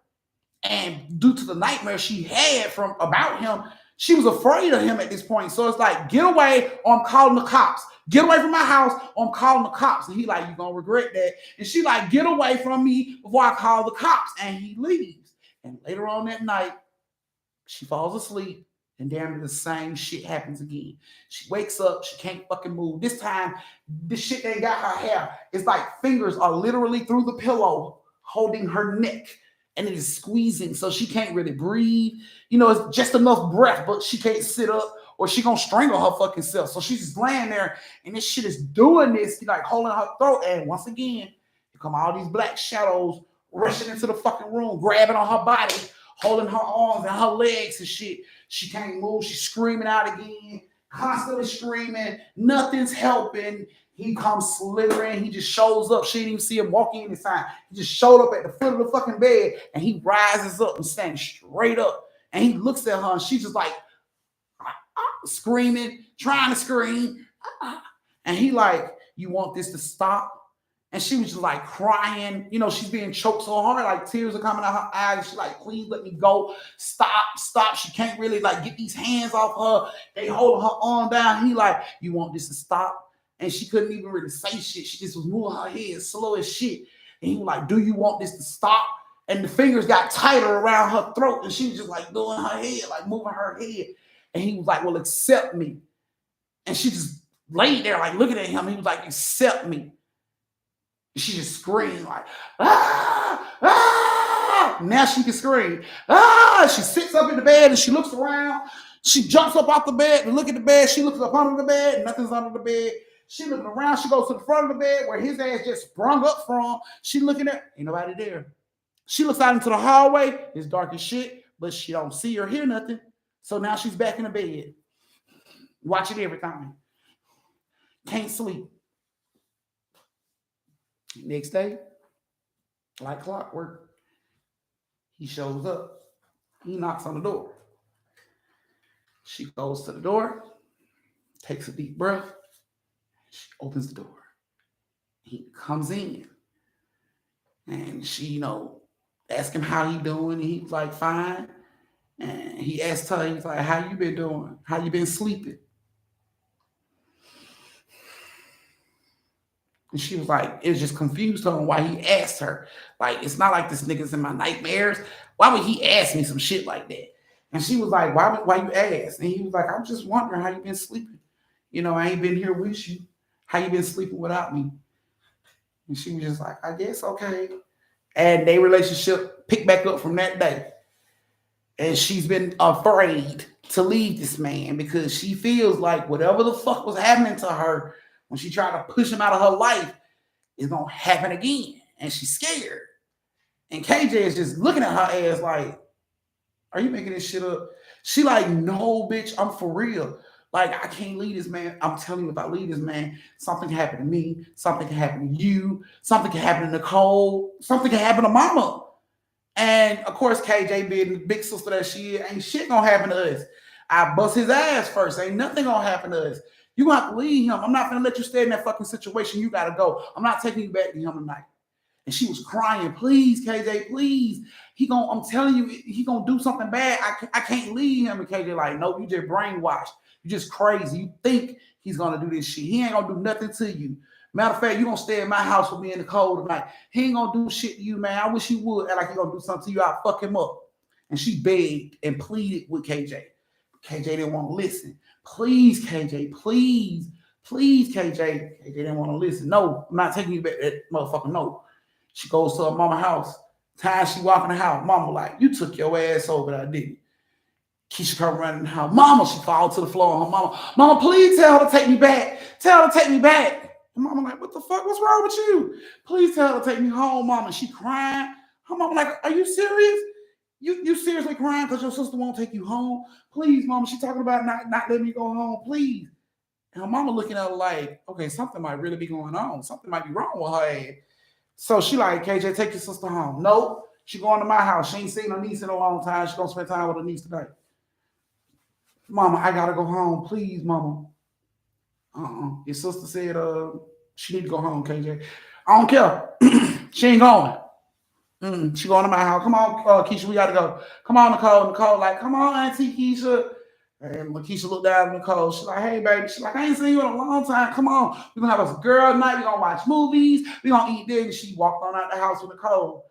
And right when KJ got ready to go out of the house, her mama said, turn around. Her mama said, come here. She turned around and went back in there. She said, can I take your ass over there? Mom, that man doing something to her. She said, I see that. But I told you not to take your ass over there. That ain't having nothing to do with us. That girl gonna have to leave that boy when she ready. If we just pull her away from him, she ain't gonna do no but fight to go back. She might leave your damn house just to go back. Like she gonna have to leave when she ready, and you can't get involved in that. All right, mama, I'll take her home tomorrow. Fine. Just don't get involved in that. When your sister ready, she'll say something. Okay, fine. So she gets in the car. Mama told you to take me home, right? Nope, mama told me to take you home, mom. Man, I need to go home tonight. I'm trying to protect you. I'm trying to protect my niece. I'm trying to protect mama. Like, girl, we fine. We okay. We okay. We don't need your protection. And she goes on to the house. And they get to the house. Lakeisha didn't even want to get out of the car. I ain't getting out unless you take me home. I'm not taking you home, so you better get out. Or you're going to sleep out here. And you know we got deers and bears and possums and shit. So you sleep out here, they might beat the sleeves off your ass in this car. Well, if you say you got bears and shit, I guess I come in the house. Yeah, come on in the house. So Lakeisha get in the house, and Nicole is like, "Oh, Auntie, come look at this stuff." And she takes her in her room, and she's back there with Nicole looking at her stuff and all that. And KJ is up there fixing her something to eat. All of a sudden, you hear Nicole say, "Mama!" Like this ain't no regular "come look at what I made" scream for mama. This is some shit is going on. I need you here now, mama scream. So KJ drops everything and she runs. She runs back there. When she get back there, it's like Lakeisha's in a trance. Her nose is bleeding. She just like on her knees because I guess they were doing like tea parties or something. So she was on her knees and she just like got this teacup in her hand and she's like just staring and her nose is like gushing and she's just staring. And Nicole like, Mama, look. So she tell Nicole, get up, go get your auntie a rag, hurry up. And she runs over and she grabs Lakeisha. She's like, Keisha, your nose bleeding. And Keisha ain't moving. She just stuck, like staring off. And she's like, Keisha. And she, like Keisha's body go limp. So she lay Keisha down and, her nose is still bleeding. She's like, hurry up, Nicole, hurry up. So Nicole brings her the rag and she's putting the rug on Keisha's nose, trying to like, get the blood up and stuff. And she's like, Keisha's eyes is open. But she ain't staring. She's staring off. Like she looking right through them. They just cleaning blood up off her nose and she just staring. And KJ's like, Keisha, wake up. Keisha, snap out of it. Keisha. And it's like Keisha's laying on her eyes open and she closes her eyes and her head goes to the side. So she like, Nicole, stay right here. Watch your auntie. Let me go ahead and try to fix her something to drink. See if I got something to help her. So she leaves Nicole there and she runs into the kitchen, get some ice, put it in the rag, everything she could possibly think of to try to help, Lakeisha. So she's getting the ice and she's putting it in the, in the towel and she's getting ready to go back in the room and she hears, Mama, hurry up, Mama. And it's Nicole screaming. So when she runs back there, when she gets back there, Keisha got Nicole around the throat. She got her pulled in like she had her in the headlock, but she ain't got her in the headlock. She got her hand around her throat. And she got the girl, like Nicole's body pushed into hers, and she's holding her throat. And Nicole is like she about to throw up. She got this throw up look on her face. Her eyes are bulging out of her head. Her veins are extruding from her neck and her forehead and shit. You can clearly see this baby can't breathe. She can't fucking breathe. And Lakeisha's still staring off in this trance. But she got this baby like choking the shit out of her. And KJ sees this and she runs over there and she's trying to pry her hands from around Nicole's neck. But it's like she's fucking strong as shit. She's just like holding her like this, and she ain't moving. Like KJ's using both of her hands to try to pull them off around her neck, but Keisha's just sitting there like nothing. Ain't nothing breaking this stare. She is just wrestling with her arm, but she still got Nicole by the throat. And KJ's like, let her go. And she drops. She let her go and she drops and she's like, and KJ drops down and she like, Nicole, baby, are you okay? And Nicole got like tears are coming out of her eyes. She can barely breathe. Her face and shit is all red. Her eyes are bloodshot red. And she's just like looking at, KJ, like trying to catch her breath. And KJ jumps up and she get face to face with Lakeisha. And she's like, what the fuck is your problem? Why would you do that? And all of a sudden, Keisha opened her mouth. And out comes this man's voice saying, bring her home. The fuck, Nicole rolled over. I'm talking about Nicole 007 rolled right off in front of her head. Like, what the fuck was that? KJ backs up and she's looking at Lakeisha's ass.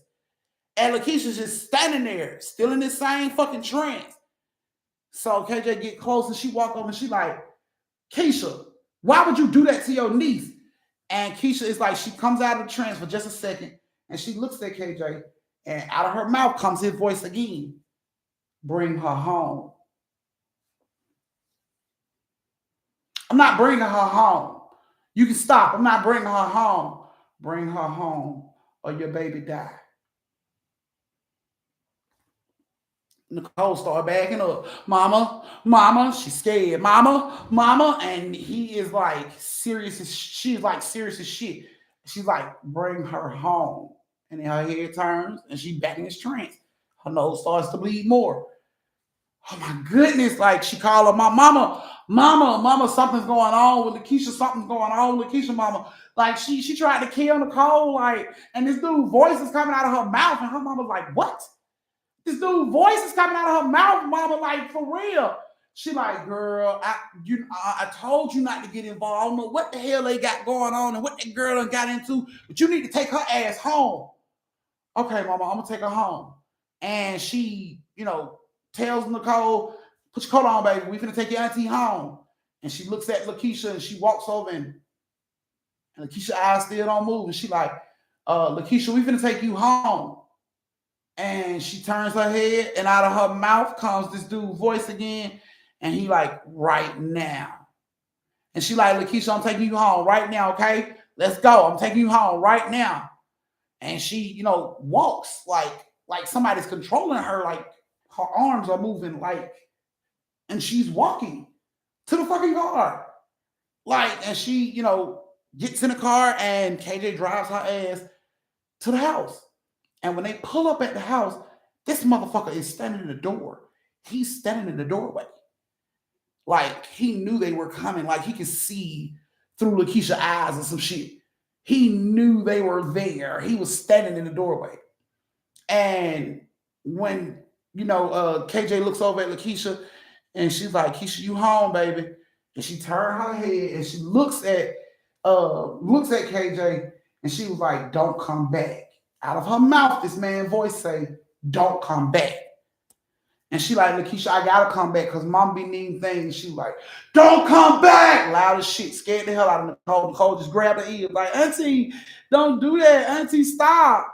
And, she turns and she gets out of the car. And KJ can't believe this shit. Like, her and Nicole can't believe this shit. They are looking out the window at her. And she's doing this little walk. Right? She's walking just like this. And all of a sudden, Nicole says, Mama, what he got? Is that a gun in his hand? And she looks around and she sees what looks like a little doll about this big. And he has it in his hand. And you can see him doing this with the doll in his hand. And KJ looked at how he was doing it and how the fuck Lakeisha was walking. And she like, what the fuck? So she jumps out and she like, bruh, what the fuck are you doing? And instantly, like, he turns the doll around and instantly, like, Lakeisha turns around and he moves the doll like real fast and Lakeisha starts to charge towards KJ. KJ just jumps in the fucking car and before she can even pull off good, like, fucking, like, Keisha hits the car with her head, like, and her head comes straight through the fucking passenger side window. And then she backs up like she's gonna do it again. And KJ just pulls off as fast as she can. And she's looking in the rear view and you can see Lakeisha behind the car, running behind the fucking car. So KJ rushes home. Can't believe this shit. Nicole is crying. She's scared as shit. What's wrong with Auntie? What's wrong with Auntie? KJ just took the call home, told her about everything that was going on. Her mom was just like, I told that girl not to fuck with that boy when she told me, his family was from the islands. I told her not to fuck with that boy. And KJ like, what? Like, yeah, his family's from Hades. He's from Hades. Like, what? She like, yeah, so them type of folk, they big on that voodoo and all that type of shit. And I told your sister not to fuck with that boy, but she didn't want to listen to me. She was like, and now, I mean, we don't deal in none of that stuff, KJ. So I don't know what to do to help her. I've been praying for her. I don't know what to do to help her. So I just suggest you stay out of it. You said that girl almost killed my grandbaby because of what the fuck they got going on in that house. You stay out of it. They don't want you involved. You stay out of it. KJ did just that. Nicole was scared to go around her. Nicole was scared. She was like, I don't want to see Auntie. I don't want to be around Auntie. I don't want to call Auntie. I don't want her to talk to me. Nothing. After that, KJ didn't hear from Lakeisha at all. Like nobody in the family heard from Lakeisha. They knew Lakeisha was okay because he would post pictures of them, together out places, but you can clearly see that, Keisha either wasn't happy or wasn't her fucking self. Because in all the pictures, her smile ain't her smile. You know what I'm saying? Like, your real smile. If you hang around somebody all the time and they laugh and giggle with you all the time, I don't give a fuck where this picture gets taken at. You can tell if that person was really happy or that was a fake smile or it just one. You know what I'm saying? You can tell. And they can see in the pictures that he would post that either it wasn't Lakeisha or she was miserable or afraid and couldn't do nothing. So they like lost all contact with Lakeisha. That's how it was. And I say probably like 6-7 years go by. And KJ get a phone call. And it's from old boy. Blows her mind. Like, how the fuck did you get my number? And bro, like, that ain't your concerns right now. I just want to call and let you know your sister died. All right? Wait a minute.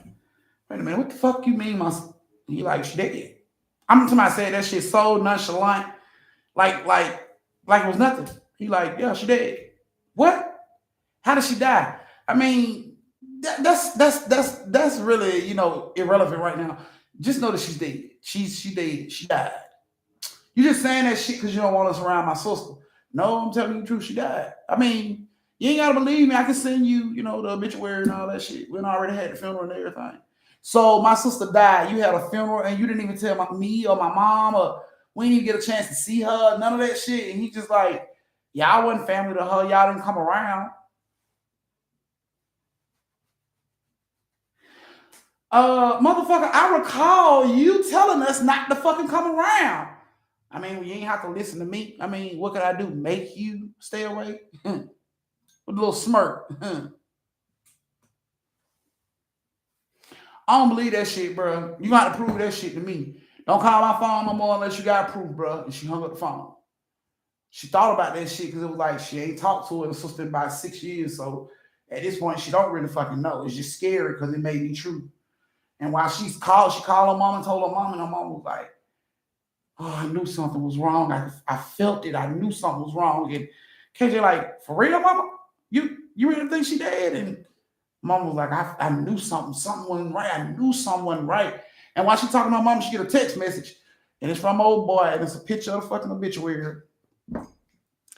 Only his family showed up and was allowed to come. In the obituary, it says she was the only child. Her mama put her up for adoption. She didn't have no family, and that his family was her family. That's what it said in the fucking obituary. Nothing about her mama, sister, niece, none of that shit. All him and his family. Yeah, he even had insurance policy on her. Nobody knew about it. But she signed it because KJ had it, checked out, had the life insurance policy checked out, and she signed that shit. It was her handwriting. He got like $200,000 for her ass, and he was done. He was done with that shit. And KJ couldn't believe that shit. They were hurt. Nicole hurt, but she still scared of her aunt. She hurt. And, that shit was real bad. And like a couple weeks after that happened, the mama called KJ and told her, come here. I need you to come here right quick. And KJ like, what's wrong, mama? Should I just need you to come here like right now? Like, come here. So KJ get Nicole and she jumps in the car and she bolts it over to her mama's house. When she get there, her mama standing in the doorway, which her mama don't normally do. Normally, her mama sitting in the chair and she just leave the door unlocked for them to come in, but she's standing in the doorway this time. She's like, hurry up, come on, hurry up. And KJ don't know what's going on, so she's rushing up the step. Come on, Nicole, hurry up. So they run up the step thinking something's wrong. Something's got to be wrong. Something's got to be wrong. And they rush in the house and, you know what I'm saying, and close the door. She closed the door and locked the door. And her mama looks out. She's looking around and everything. And she said, did anybody follow you? And KJ like, why the fuck would people be? No, mama, nobody followed me. I came by myself. You sure? Yes, yes, mama. Yes, ma'am. I'm sure. What's wrong? She said, come in the room right quick. Hurry up. So they go into her room. She opened the door. They come in the room. She closed the door. She walks over to the closet door. She opens the closet door. And Keisha walks out. And instantly KJ and Nicole is like, what the fuck? What is going on? Like, mama, what is going on? And she's like, shh. Mama going out to the window, closing windows and shit. Closing her shades and curtains and shit. Shh. What is going on? And Lakeisha just ran to, KJ and hugged her. And KJ was like scared as shit. Like, whoa. Like, what the fuck is going on? Like, y'all are tripping. Like, what the fuck is going on? Like, mama, what is going on? And she get ready to hug Nicole. Nicole runs over to the corner like, oh, no. Like, she's scared. Like, everybody fucking scared. Like, bitch, you died. What's wrong with you? Like, why are you here? Like, what the fuck is going on? And the mama was like, she told Nicole, she's like, Nicole, baby, you hungry? And Nicole like, yes, ma'am. She's like, go in there and fix you something to eat. Don't open the door for nobody. Don't answer the door for nobody. Don't answer the phone. Just go get you something to eat, okay? And she's like, okay. And she leaves out of the room and, she goes to get her something to eat. And the mom was like, sit down, KJ. I didn't want to involve you, but now I got to involve you. Like, involve me in what? Like, what the fuck y'all got going on? And she was like, so I know you remember you told me that your sister died, right? And yeah, I got the fucking obituary. Look, it's right here. Like, you died. Why are you here? Like, what the fuck you doing? You just hanging around fucking with the living? Like, what the fuck is going on? And she's like, girl, it was just so much. Like, I couldn't say nothing. Like, so the mama was like, I talked to her. She had been talking to me. She had been calling me. He didn't know nothing about it. She had been calling me and, telling me what was going on and everything. And we had been working on the plan. And KJ like, why the fuck I wasn't involved in this goddamn plan? Like, that ain't fair. And she like, because he had people watching your house. What? Like, yes, people been watching your fucking house. They been watching my house too. Mama, are you serious? Like, I'm so serious. Like, this boy is for real. Like, that we didn't want to involve you. You had to keep moving like normal. You had to keep moving the way you move so he wouldn't get suspicious. So KJ just sits down on the bed like, what the fuck have y'all been doing? Like, what the hell is going on? I'm confused. I'm confused, mama. Like, explain this to me. And Lakeisha gets down on her knees and she grabs KJ's hands and she was like, I had to do this stuff the only way I can come back to y'all. And she was like, but I'm scared because the last time you was around us, all that crazy shit. You tried to kill Nicole. You remember that, right?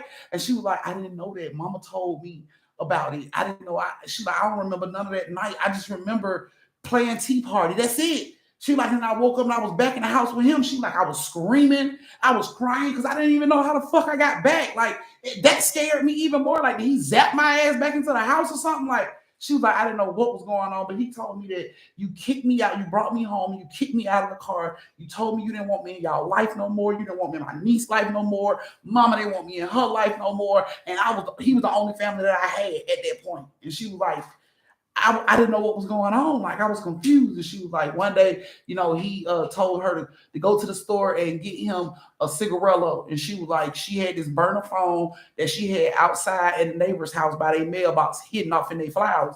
She said she got the phone and she called the mama and she let the mama know what was going on. She was crying. She told the mama, all her bad dreams and shit that was going on. So the mama reached out to some folk that she knew and told them what Lakeisha said the dude did to her. So this lady that she spoke with was also Haitian, and she told her it was a controlling ritual. Like he did a controlling ritual on her, and that's why she was seeing them like all that shit she saw and she think it's a dream. That happened. Like that really fucking happened. And ladies like, you got to bring her to me because if you don't bring her to me, then no matter what y'all do, he's gonna be able to bring her back. So I need you to bring her to me so that I can go ahead and take all this bullshit off her and she can run without him being able to track her because right now she can be tracked. He know exactly where she is right now. So the mama had to get this shit together, okay? So what day I can come over here and get this done, you ain't got no people coming over. So her and the lady done set up a time, what I'm saying, for them to do what the fuck they needed to do. And she reached out to Keisha and, asked Keisha what the fuck, what her little schedule is supposed to be looking like. Keisha was like, he tell me, sometimes he be asking me to go to the store, but I don't go to the store that often by myself. He's normally try to come with me, but I went a couple times. So mom was like, go in there and tell him you want to go to the store and get him a cigarette to make sure he got everything he need, and you meet me at the store. So she told him that, what I'm saying? He was looking kind of weird, but he was like, I needed one anyway. So he'll go ahead and go to the store. She gets to the store, the mama's up there, they come up with a plan, and the plan is put in place. So here we go. 2 days after she meet the mama at the store, he asks her to go to the store to get a cigarette. She tells him, okay. She asked him to walk with her. He told her he didn't want to walk, but she said, what if some men try to holler at me? I don't want to get in trouble. And he thought about it. Oh, I don't want no dudes around my girl. All right. So they walk together. Now, it's this point, like a creek, a bridge they got to walk over with. A creek and shit, water flowing and shit down there. So she's, walking with him and they holding hands. And right as they getting ready to go across the bridge, she was just like, to be honest, I really don't want to be in this relationship with you no more. And instantly he like looks at her ass. And he like, what are you talking about? They still walking. Now they at a point where they at the bridge. Like they're standing on the bridge. And she's still holding his hand. And he's like, what do you mean? And she was like, I just don't want to be in this relationship no more. I don't love you. And he snatches his arm away. But when he snatches hard, she goes back. You know what I'm saying? She goes over the railing. She flips over the railing and she lands in this creek area, down in this creek area. And she lays there. And he's screaming for her, like, get up. I know ain't nothing wrong with you. Get up. And she lays there. She don't move at all. And he's screaming, get up. Get up. She don't move. She just lays there. He comes over the little bridge part and come down the little mud. And he's screaming. He's like, get up. He kick her shoe. Get up. And she don't move. He rolls her over and she just lays there. You know what I'm saying? Like she's just laying there. And he like, get up. Get up. He kicked her in the side, and it took everything in her to not respond to that shit. And he kicked her. She was just like laying there, she didn't move. And he looked at her ass, and I guess he was like, oh shit, I done fucked up. And she said she could hear him like scuffling, trying to get back up the hill to go over the bridge.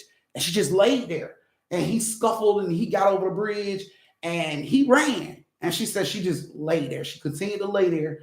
And then when she felt like the coast was clear, she got up, she went over to these bushes she had to find her mom about her. She called her mom and let her know, Mama, you know what I'm saying? He ran off. He think I'm dead. Like, hurry up and come get me. Mom dudes pull up. You know what I'm saying? Come pick her up, take her home. You know what I'm saying? So they send one of her homegirls over to the house to look for her.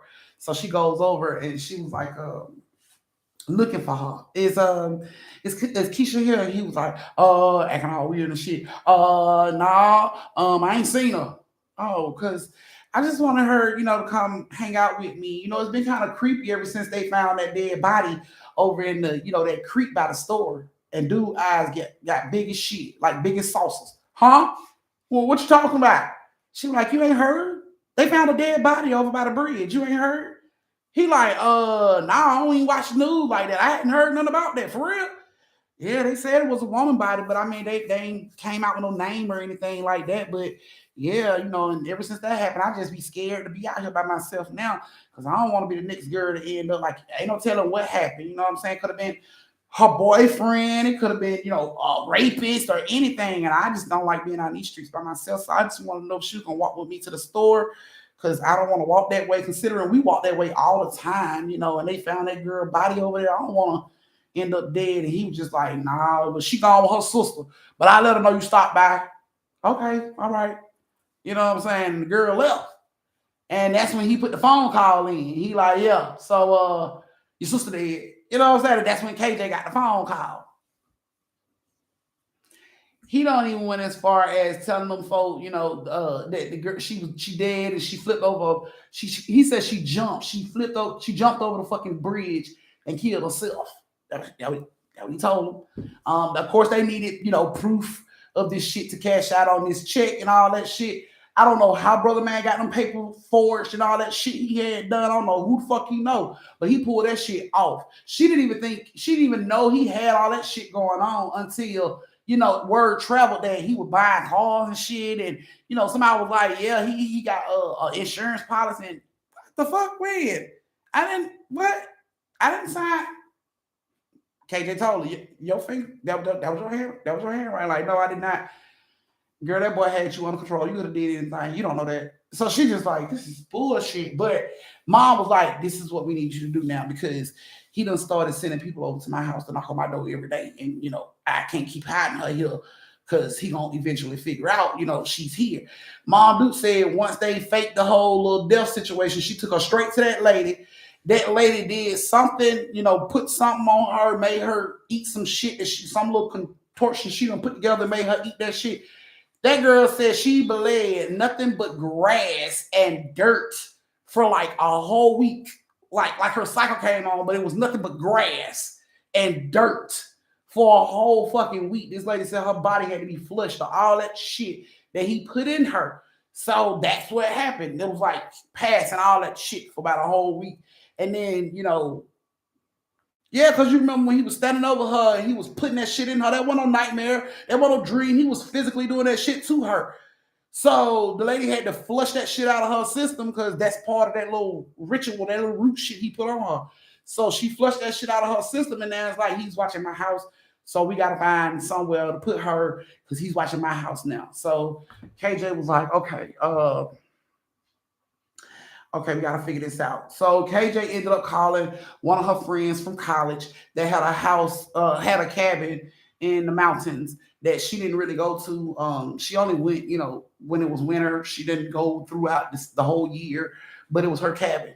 And she asked her friend, could Keisha hide out up there until, could she stay up there until they found her somewhere to stay? And the friend was like, yeah, that's no problem. So KJ decided to take her up there. The mom was like, be careful. Them folks they following our call, so be careful. Okay, cool. So she, they sneak Nicole out of the house and she gets into the back seat. Not Nicole. They sneak Lakeisha out of the house and she gets in the back seat with Nicole. And Nicole sits up by the window and she tell Nicole, like KJ tell Nicole, baby, let's play a game.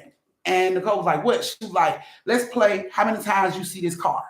She was like, so I need you to watch out the back window. And if you see a certain car and you notice you see it more than 2 times or 3 times, let me know. And she's like, okay. So Nicole turns around and she's in the back window, just looking. You know what I'm saying? And that was the whole ride till she got to this friend cabin off in Blue Ridge. So they pull up there in Blue Ridge and, she never noticed any cars that was following them. She didn't see anything. Nicole said she didn't see nothing. So when they got up there, the friend told her where the key was.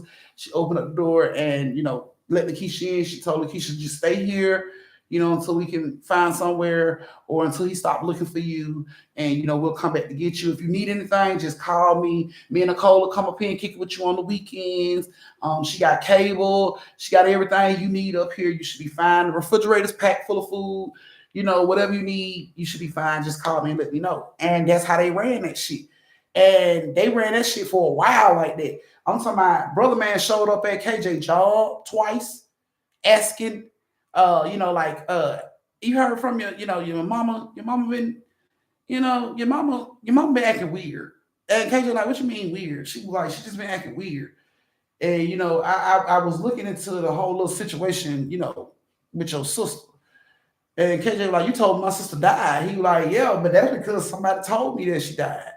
But they ain't been able to, I ain't been able to find nothing on her about her dying.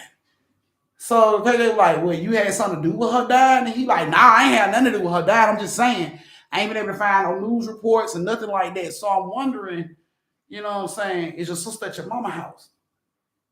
Mm-mm. Unless she rose from the dead.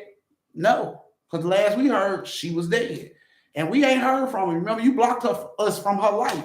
So what you talking about? He showed up twice with all these suspicious ass questions at her job. Popped up at the mama house a few times too, asking questions, knocking on her door, asking questions. I know he was wondering why the fuck I can't locate her. Cause I know what I put on her, so I should be able to find that ass, but I can't. Like, what is going on? I bet he wondering, but he couldn't figure that shit out. And he hung around their houses for like 2 to 3 months, coming to their job, coming to KJ job, popping up in places they at, like Walmart and shit, like where your sister at. Just stupid shit. And he was doing that shit constantly, like constantly.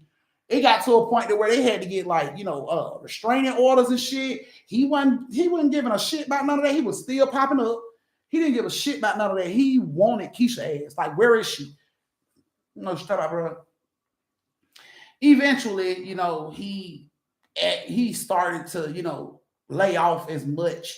And then like a few months after that, KJ saw him with another bitch. He had another girl. Matter of fact, they was in like Kroger's and she was shopping with Nicole, and he walks up on her and he like, hey, how you doing, KJ? And KJ looks at his ass all sideways. Nicole walk around and she get by her mama and they looking at his ass. He like, how you doing? She like, I'm okay. He like, say hello to my baby. Say hey, baby. And the girl had the same fucking look in her eyes that Lakeisha had on her fucking pictures. Hey. And KJ just looked at him. So what, you ain't looking for my sister no more? I thought, what? I guess you can't make it to heaven, huh? Couldn't call an Uber to heaven, huh, to check on. So I guess you moved on now. He like, man, I ain't worried about her. Fuck her. She don't want to be here. I ain't got time for her. I can move on. I can have anybody I want at that right, baby. The girl like, yeah. All right, that's what's up. Y'all have a nice life. And they walked off. He stopped altogether. He had this other girl. He had stopped altogether.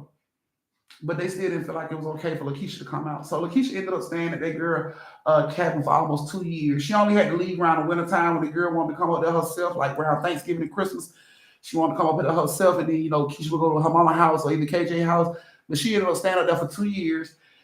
She got herself back together, got back up on her feet, and she ended up moving out of Georgia and moved to Las Vegas. She moved all the way across the world to get away from this motherfucker. So, yeah, that was the only way to do it, though, I guess, because if he seen her in the streets, ain't no telling how the fuck that would have played out, and she didn't want to risk it. So she moved all the way to Vegas, started a new life there. Now she has a husband of 2 years, sexy little chocolate. Of 2 years. She got 2 baby girls, twin baby girls, and they look just like her and KJ, like both babies. One of them looked like KJ, you can tell KJ was the motherfucker that was getting on her nerve while she was pregnant with these babies. Because one of them looked exactly like KJ. Like, it could be KJ, baby. It looks so much like KJ. But yes, she is living her best life. She is doing really good. She's working in corporate America. So she is doing really good, and she ain't thought no more about old boy and hope to never run cross tracks with this motherfucker ever again. So, sorry that one took so long, but that's your second story of the night. This is your brief intermission where you get to go to the bathroom, get your son a drink, retwist your twisties, tip your auntie, and meet me back here in 3 minutes for the last story of the night.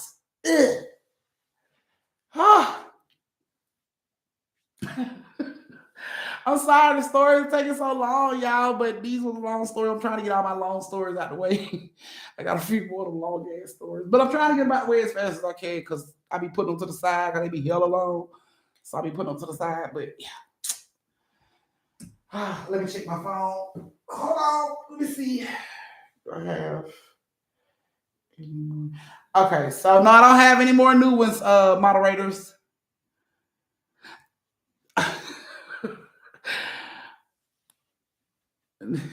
Start her ghost. I know, right? He's so silly. Happy birthday, Chastain! Why are you? I hope, girl, if you are on here, get your ass off this live. Go get some wood and turn up for your birthday, bitch. Like, why are you here?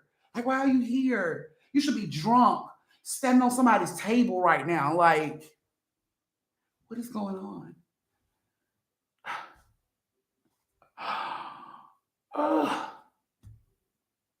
Oh, she on her way home from work. Well, hopefully some wood is at home. If it ain't, but she's making some double A, triple A's. Get them together. All right. Okay. All right, guys. So we are gonna. Now we love it longer. Don't complain this way. Not already. Yes, you were ready to grab Big Bertha, girl. Like get them D batteries. God damn, how big is that thing she playing with? D batteries. Oh shit. All right, guys. We're about to get ready to start the last story of the night. So this is the last time to go over and tip your auntie. The last time to speak to the fam and get it all out, all your jokes and talking shit like y'all normally do during the live. It's gonna be the last time to do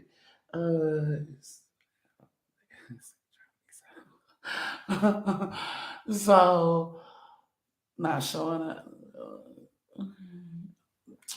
Not be better.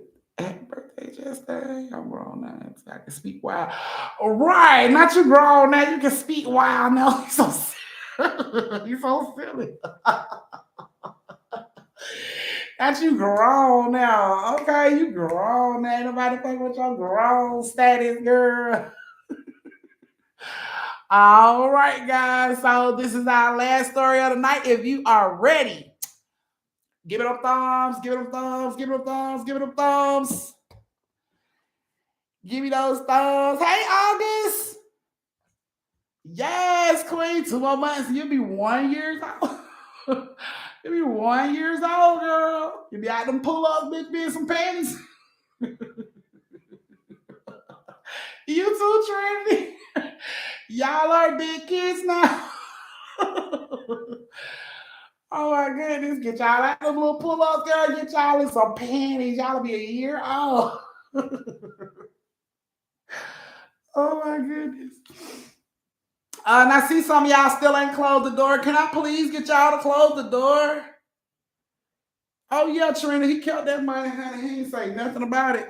But I'm pretty sure later on down the line they came after him for that money because somebody had to try to verify that shit later on down the line and seen that shit didn't add up. So ain't no telling what baby boy right now. He might be doing like 20 to life in federal prison someday. Ain't no telling. Okay. All righty. Do I have no thumbs? Let me see. I see some of y'all ain't came back from the bathroom. Hurry up, flip it, zip it, flush it, sanitize, and come on. Trying to wait on y'all. My goodness. Tootsie Roll. Tootsie Roll. Toots. I swear I hate I bought that girl headphones. She can't hear shit.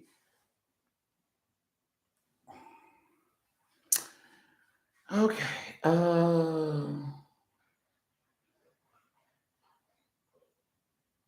Sasha. Okay. Have to be it's not like thank you, Tay Tay. Girl, if that's the case, sweetie, then Chastain, it need to be Chastain birthday every day so you can wash your hands every day. With your little nasty ass, you need to keep some hand sanitizer in your purse. I wouldn't be giving. I bet your ass be the first one to catch monkeypox. Nasty finger having ass little girl. Oh goodness! Y'all tell y'all needs to wash her damn hands. All right, guys. Here we go. So our last story of the night has J-Bo, Keita, and Blue. J-Bo, Keita, and Blue. Nasty finger. Go and wash your hands, sweet tea, like right now. Like sanitize too. I drank a whole bottle of wine. I believe it because the story is so long. I'm so sorry, Miss D. I didn't mean if you drink all your wine up. I didn't mean if you put all your wine up.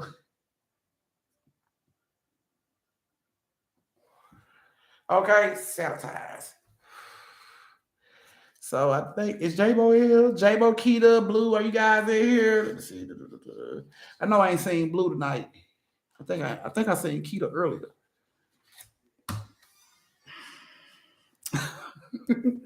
All right, guys. I drank half a bottle and want some more. Oh my goodness. I'm sorry, y'all. I ain't mean for y'all to drink up all y'all stuff in these 2 stories. I'm so sorry. All right, guys. So our last story of the night, like I said, has J-Bo, Keita, and Blue. J-Bo, Keita, and Blue. I don't know what Quan at, but he always pop up in the beginning talking shit like he stayed for the whole story time, and he don't. Thank you, Strawberry. All righty. So, J-Bo, Keita, and Blue, this is you guys' story. I hope you enjoy it. So, let me put this on the floor, because I ain't got no cash apps. So, I put this on the floor instead of holding it. Okay. So, J-Bo, Keita, and Blue, this is you guys' story. This might be a little wild, y'all, but here we go. J-Bo, Keita, and Blue. Huh? Okay. Okay, you can go get some. You want one of mine until you go? What information? I ain't giving out my information. I'm sorry.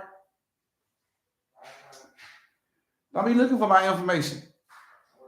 What you looking for? Amen. Amen. Amen. You doing too much. Stay out my information. Then I send you money. Whatever. You make me sick. Your punk ass. It's in my purse. So why ask then if you do? You just want to be lame like that, huh? It's all good. You're going to pay for it. I ain't even worried about it. You're going to pay for it. And you're going to continue to pay for it. God damn it. Don't try me like that, sir. You in with a lump, sir.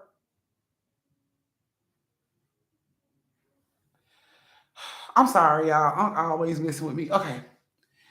Here we go. J-Bo, Keita, and Blue. This is your guys' story. What is that? A nail file? Who the hell you supposed to be scaring, sir? You and Bam. You don't scare me or Bam, sir. You gonna get your ass bit. That's what's gonna happen. Yeah. Bite him, Bam. He come near you with that shit, you just bite him, Bam. And I promise you, boo-boo, I promise you, I'm gonna tell the police his arm found its way in your mouth. And that's how it happened. Locking my baby up. Bite the shit out of him. All right. So, like I said, J-Bo, Keita, and Blue all worked in the hood, y'all. They all worked in the hood at check cashing place. Now, we all know how hood check cashing places are. They always packed with a bunch of angry ass people that didn't get off on time and just didn't want to stand in this fucking line. So, thank you, Nicole. So they worked at the goddamn check cashing place, and it's a Friday night. All 3 of them had to work. They didn't want to fucking work. When they came in, they were talking shit to each other. I wish you could handle this shit by yourself, because I wouldn't be here if you could. Well, bitch, I can't handle it by myself. So sit your ass down and open your register and get ready. Because they finna come in here and pile the fuck up. It's Friday. Everybody want their check cash fast. So let's just get ready. So everybody come in talking shit like that on Friday. So they all get ready. They all three got their little registers and shit ready. They all sitting there waiting. Folks started coming in. Light crowd in the beginning. You know, coming in and shit. Okay. They handling that shit with no problem. Oh, it's a breeze. Get around like 6 o'clock, they get slammed. Line out the fucking door. Because it seems like they the only check cashing place in the goddamn hood for some reason. That's what it looked like. But they not. But that's what it looked like. I guess they the closest one to some apartments. So everybody in the fucking apartments, they got checks, bringing their ass to the goddamn check cashing place. Okay, cool. So they get up there and they cashing checks left and right. Good night, Nakia. They cashing checks left and right. So, you know, try to get their breaks and shit in. So many people. I called you 20 minutes ago. Really? Really? I called you 20 minutes ago. I just heard you say that. Oh, yeah. I called you like 20 minutes ago. Can I get some lemonade, please? Just a little bit. Bitch, a little parched. Tell these long ass stories. A little parched. Just a little bit. Can I say something first? Can you just what? Because your intermission might stop. My intermission has been stopped. I was in the middle of story time when you brought your ass in here. For real? I'll wait. You fine? Well, it was like I was learning sign language because my favorite TikToker, that right? She got me on for you, so I was like, oh, it's sign language. So I look right here and it's like African. I'm like, okay, so this is African, and for some reason I put dumb African, together, right? But go on later into the book. African. Why is it a different sign if it's the same word? And there could be different words, but the same sign. How do they know? Even if they do have context, it can mean something else. Wow, one sign per word, so you won't get it mixed up. What was the purpose or the use of giving two signs the same word or the same word two different signs? Makes no sense, huh? Exactly. Like I'm over here like, wait, so is this African or is this African? Yeah, Tay. Yellow t-shirt. Go ahead, I'm listening. Like, is this African or is this African? You need to pick a side, pick a struggle. You can't choose both. Because I'm telling you, if I do this and like, oh, that means this. I'm like, no, in this book it says that means African. He's like, no, this is African. It can start a whole war. And they don't even know this because of the simple fact that they were too lazy to think of another sign that can go with a different word instead of African. Like, no, it's not that hard. You didn't even need to make another sign for African. Unless you genuinely thought, oh, what if someone has security and they can't use 5 fingers? I did it or something like that. But no, both of the signs need all 5 of the fingers to make it. What was the... You know what? You know what I think you should do? I think you should write an email. I think you should write an email to the motherfucker that wrote that book. His name is on there. I think you should write an email. And you should be like, make it make sense. Damn it. We are kids trying to learn the right thing. Make it make sense. And that's what I think you should do. Now, can I please get some lemonade because it's still a little parched? So y'all can clearly tell that Tootsie's feeling a whole lot better, right? She back on her protest by everything. So like I was saying, before I was interrupted, I'm telling you, write an email. Just write an email. Shit, like I can't make it make sense. Why are you asking me? Like, Lord, I don't know why kids, baby, got answers to everything. I don't know. I don't fucking know why they made 2 signs for Africa. I don't fucking know. Ain't nobody. We don't even know nobody that's deaf. We don't even know nobody that we need to sign to. So I'm gonna pick a struggle, and my struggle is damn story time. So, y'all can't hear me? Can you hear me? Can you hear me?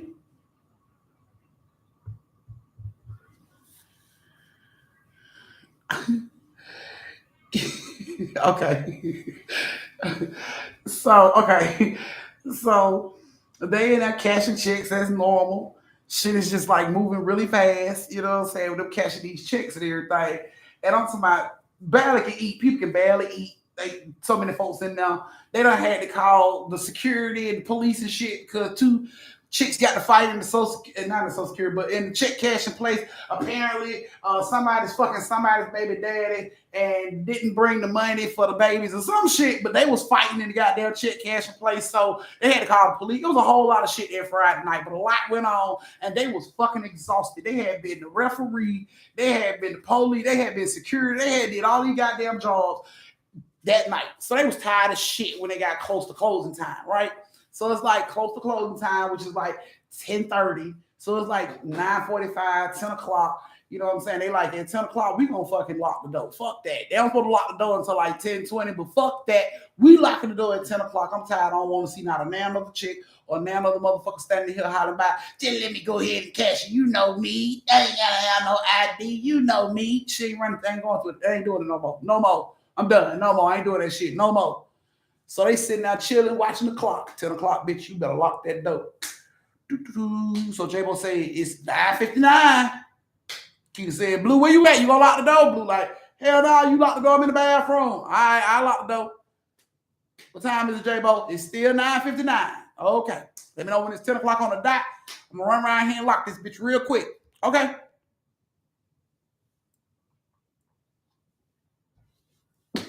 10 o'clock. Blue jump down. She go on the other side of the glass. Right as she's getting ready to grab the door to pull it close to lock that shit, a man is standing there. He's pulling the door open. And she's like, sorry, sir, we finna get ready to close. And the dude closed the door and he looks. He like, but the sign say 10:30. We were closing early tonight, sir, but we'll go ahead. Come on in. We'll go ahead and take you. Come on in. So he comes in. Blue locks the door. She's like, you can go to her. She'll help you. You know what I'm saying? So he goes over to J-Bo window. And, Blue is picking up, all the little check cashing slips and shit. Picking all them up off the floor and stuff. And the dude is standing there and he's, cashing his check up or whatever. And J-Bo's like, sir, I need your ID. And the dude is like, you know me. I come up here all the time. You should know me. And she like, sir, it don't matter how many times you come up here. I'm still going to need your ID every time I cash this check. It's against the law for me to cash this check without the ID. So brother man said, okay, I'm going to get it. By this time, Blue done made it back around to the door. And Keita done came out the bathroom. So they getting their stuff together in the back. Because J-Bo's dealing with the dude. So they getting their stuff together in the back and everything. And all of a sudden, the dude says, you better give me my damn money. So Keita and Blue hear this and they turn around. They walk over to J-Bo's window. And they're like, what the fuck going on? She like, he don't have his ID, but he expect me to cash his check. I told him I'm not cashing this check. He need to just leave if he ain't finna give me the ID. And the dude is like, you know what I'm saying? Just get my money. I'm sorry, sir. We need the ID. I get the ID. Can I go to my car? My car right here. Can I go to my car and get the ID? She like, go to the car and get the ID, sir. So he goes to the door. He unlocks the door and he goes outside to the car. J-Bo like, he need to hurry the fuck up because I ain't dealing with no more of this bullshit, man. He talking to me all crazy. Keita like, girl, I thought we finna have to whoop his ass in here. Blue like, I got my toolie with me if it really need to go down like that. So while they all standing at the window talking to her, old boy comes back in the door. When he comes back in the door, he gets up to the window. He puts his ID on the thing and slide it up under there for her to get it. She grabs the ID and she's looking at the ID. All of a sudden, you hear bling bling. You hear the door open again. They look up. It's two masked men. They got a mask on their face and they got mouse tubes. And they run in and they grab old boy ASAP, slam his ass to the floor. Boom, lay down. Give me all the money. Give me all the money. And J-Bo is like holding her hands up, like, I ain't got no money. I ain't got it. We ain't got no money. We ain't got no money. So one of the dudes run over to the door that they normally come in to get back there. And the door is locked. He trying to get in. And he like, oh, unlock the door. Come unlock the door. She was like, I can't unlock the door, sir. I'm going to get in trouble. He was like, you better unlock this door before I shoot you. And the dude jumps up. Dude that didn't have no ID. He jumps up and he jumps in front of the window. And he like, don't do that to no woman, man. She probably got kids. Don't do that, bro. Like, what do you need? Like, what do you want? He'll take my cards. And old boy started pulling out all these credit cards. Here, it's $3,000 on that one, $4,000 on that one. Take them. Just take them and go, man. Just don't hurt nobody, dude. Like, how the fuck we supposed to know that money on here, bro? We need cash. We need money right now. And he like standing in front of the J-Bo window, and he like, please, sir, please don't hurt this woman. Because at that point, the dudes ain't seen Keita and Blue. They don't even know Keita and Blue is in there because Keita and Blue was in the back getting their shit together. So he like, please don't hurt this woman, sir. Please don't hurt this woman. So Blue getting her mouse tool up out the bag, and she's creeping up behind J-Bo, but she on the ground, so they can't see her. So she behind J-Bo, and she's creeping up.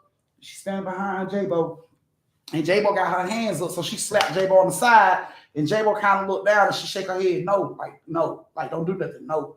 She still got her hands up. And the dude was like, bruh, just take whatever you need, bro. I just gave you all the cards. The pin number is 3812 for all of them. Just take it. It's tons of money on it, sir. Please, you don't hurt these women. And the boy who's trying to get in the door, he getting anxious now. He like, open the fucking door. Like, you better open the fucking door. I'm going to shoot you. Like, he's serious. He getting pissed off at this point. He don't want to negotiate. He don't want to talk. Open the fucking door. And J-Bo like, I can't open the door, sir. I can't open the door. And he like, bitch. And he pulled a gun up and he shoots at the window where J-Bo is. But the dude jumps in front of the bullet. The dude that was out there jumps in front of the bullet and he catches the bullet in the center of the chair. He hit the thing and he falls. And the boys just run out. They just run out the door. So, that when they run out, Blue come from behind the counter. She runs out and she firing at them outside the building as they running away. So J-Bo runs out and she's like, oh my God, sir, I'm so sorry. Like, I'm so sorry. She just crying like, sir, I'm so sorry. Keita calling for the police. We need the police here. And he just laying down the floor and she holding his hand. And she's like, I'm so sorry, son. I'm so sorry. And he like, it's okay. It's okay. You okay. It's okay. That's all he kept saying. You okay. It's okay. You okay. It's okay. It's okay. Until he just wasn't talking no more. It was just like, he just stopped talking and his head went to the side.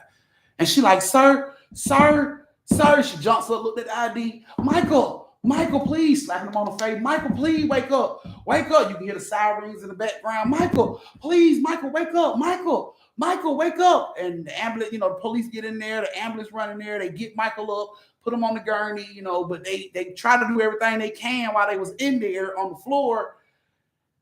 But they lost Michael. Michael didn't make it. So, they took him out. Of course, J-Bo was destroyed. She was just like, he jumped in front of the bullet to save me. He tried to save me.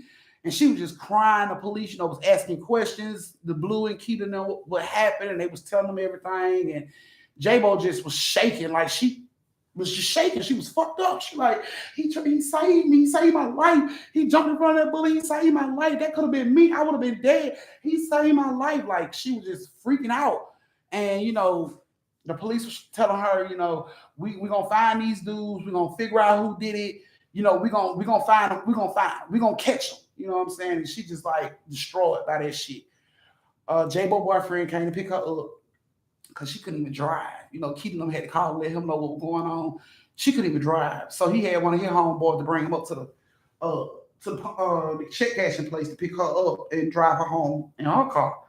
So he comes to pick up J-Bo, and he can clearly see J-Bo is fucked up. She's shaking. She just went straight to him and grabbed him. She was just crying like, he saved me. He saved my life. Like, I'm supposed to be dead. And her boyfriend was just trying to console her. She couldn't come to work for like 2 weeks behind it. She was so fucked up behind it. And, Keita and Blue, they kept working, but she couldn't. It was hard for her. After what happened at the job. So after them 2 weeks, she decided she was going to come back to work. This time, when she come back to work, it's just her. It ain't Keita and J-Bo, it's just her. Not J-Bo, but it's not Keita and Blue, it's just her. And when she gets up there, they hired a security guard, like a police, a real fucking Atlanta police, to stand in there with her, while she cashed checks, just so what happened last time won't happen again. So her and the cop is in there, and everything, goes off without a hitch, no problems, cash the checks, close down the shop, everything was good. The next day, all three of them had to work again. When they get there, the same police, he's there. Hey, ladies, they come in, they speak to him and everything. And it's a Friday, so, they let him know it's going to get hectic. Hold on to your gun. It's gonna be a couple fights. It's gonna be like Jerry Springer and this motherfucker around 5 o'clock. So we just letting you know, just giving you a warning ahead of time. And just like clockwork, here come the rush. The fight about baby mamas and baby dad is going down. All that shit like normal. You know what I'm saying? The cops escort motherfuckers out left and right. Get your ass out of here. Get your ass out. You can get your ass out. He just escorting people out left and right. So it get close to closing time. And they are sitting there in the cop like, what time y'all closing up? They like, we close up at 10:30, but after a night like this, we gonna close up at 10. And he was like, that sound good to me. Well, I mean, we can leave early, right? They like, yeah, we try to get up out of here early. He like, sound good to me, but so he's sitting there in a little chair reading, you know what I'm saying, a little paper that he had, and they, you know, getting everything together, closing down their registers and all that shit. And while they are closing down the registers and everything, the police is sitting right there by the door. The door's locked. He's just sitting there waiting on them. And J-Bo is like getting her stuff off her desk in her little area, her window. She getting her stuff off the top, and then she reach up on the bottom to get her stuff, and then she stand back up to get the rest, and she looks up, and Michael is standing at her fucking window. And she just standing there. Like she ain't say nothing. She just standing there staring. Like they staring at each other. Michael is standing on the other side of her goddamn counter, just staring at her, and she's staring at him like, that's all you heard was, and Keita and Blue like, you good? And they just see her standing there like froze. They're like, you good? And she don't say shit. She's just standing there froze. And they walk over and they're like, J-Bo, you good? And they see her like froze, like what the fuck? And they look out and they see Michael is standing at her fucking window. And Blue like, what the fuck? She said it so loud, the police looked up and he, how the hell did he get in here? Like everybody freaking the fuck out. Like, where did brother man come from? How the fuck the police like, hey, sir, how did you get in? You need to get up out of here. And Michael never turns. He just stands there and stares at J-Bo. And J-Bo is like crying. She ain't making no face. She's just crying and staring at him like she ain't even blinking. She's just staring. And he's just staring there like with the softest smile on his face. He's just looking at her. And she's just like, you know, Keita and them just staring like, what the fuck is going on? And the officer now, he's like, hey, you gotta go. You gotta go, sir. You gotta go. And Michael still didn't turn around. He's still just staring at J-Bo. Now the cop done pull his gun out. He like, if you don't leave, I'm gonna have to lock you up. Come on now, you gotta go. And Michael just stands there. And he just keeps looking at J-Bo. And J-Bo, she's finally like walks up to the window and she's like, Michael, is that you? And he just got the softest smile on his face, just looking at her. And she's like, oh my God, Michael, I'm so sorry. She just goes into this big spiel. I'm so sorry. That should have never happened that night. I should have came around there. I should have locked the door when you came in. This would have never happened. I'm so sorry. And the cop is like, sir, you got to leave. And J-Bo's like, no, stop. Sir, Michael, I'm so sorry. Please forgive me. I'm so sorry. I never wanted it. Like she's going into this big spew and the cop is slowly like creeping up on Michael's ass with the gun. And he getting close. And she's like going like, I'm so sorry. Please forgive me. Please forgive me. I'm so sorry, Michael. I never meant for that to happen. I would have sacrificed myself for you. I'm sorry. And Michael's just like, he just got this smile, warm look on his face. And he just like looks at her. And he grabs the pen. He writes on a piece of paper. And he puts the pen down and he looks back up at her. And now by this time, the cop is like real close. He like real close. And right when he get ready to put the gun in Michael's back, it's like Michael vanished. Right before his eyes, right before everybody's eyes, he just vanished. And the cop was like, what the fuck? The cop was scared as shit. What the hell? Where he go? He looking all up under the chairs. Where he go? And everybody's in shock. Like, did this motherfucker just evaporate? Blue, did you see that? And Blue was like, Keita, how the fuck is that man? Did you see that? Did you see? And everybody's trying to confirm. Did you see that? And J-Boy is just like, I've been wanting to say that for so long. I just been wanting to tell him how I felt and that I didn't mean for this to happen to him. So the cop is, still hiding. Where'd he go? He'll open up the door. He looking all outside like, motherfucker, you ain't heard nobody unlock their goddamn door. You know ain't nobody outside, but he just doing his job. So he looking around, he don't see nobody outside, and he come back, he like, what the fuck was that? And they told him what happened and why he got hired. And they was like, that was the guy that got killed in here. And the cop was like, okay, wait, what? And they was like, that was the guy that got killed in here. And the cop was like, so y'all got ghosts? And Blue was like, I didn't ever know we had ghosts. Shit, this is our first time knowing we got ghosts. And the cop was like, okay, are we ready to go now? Can we go now? Like, can we go right now?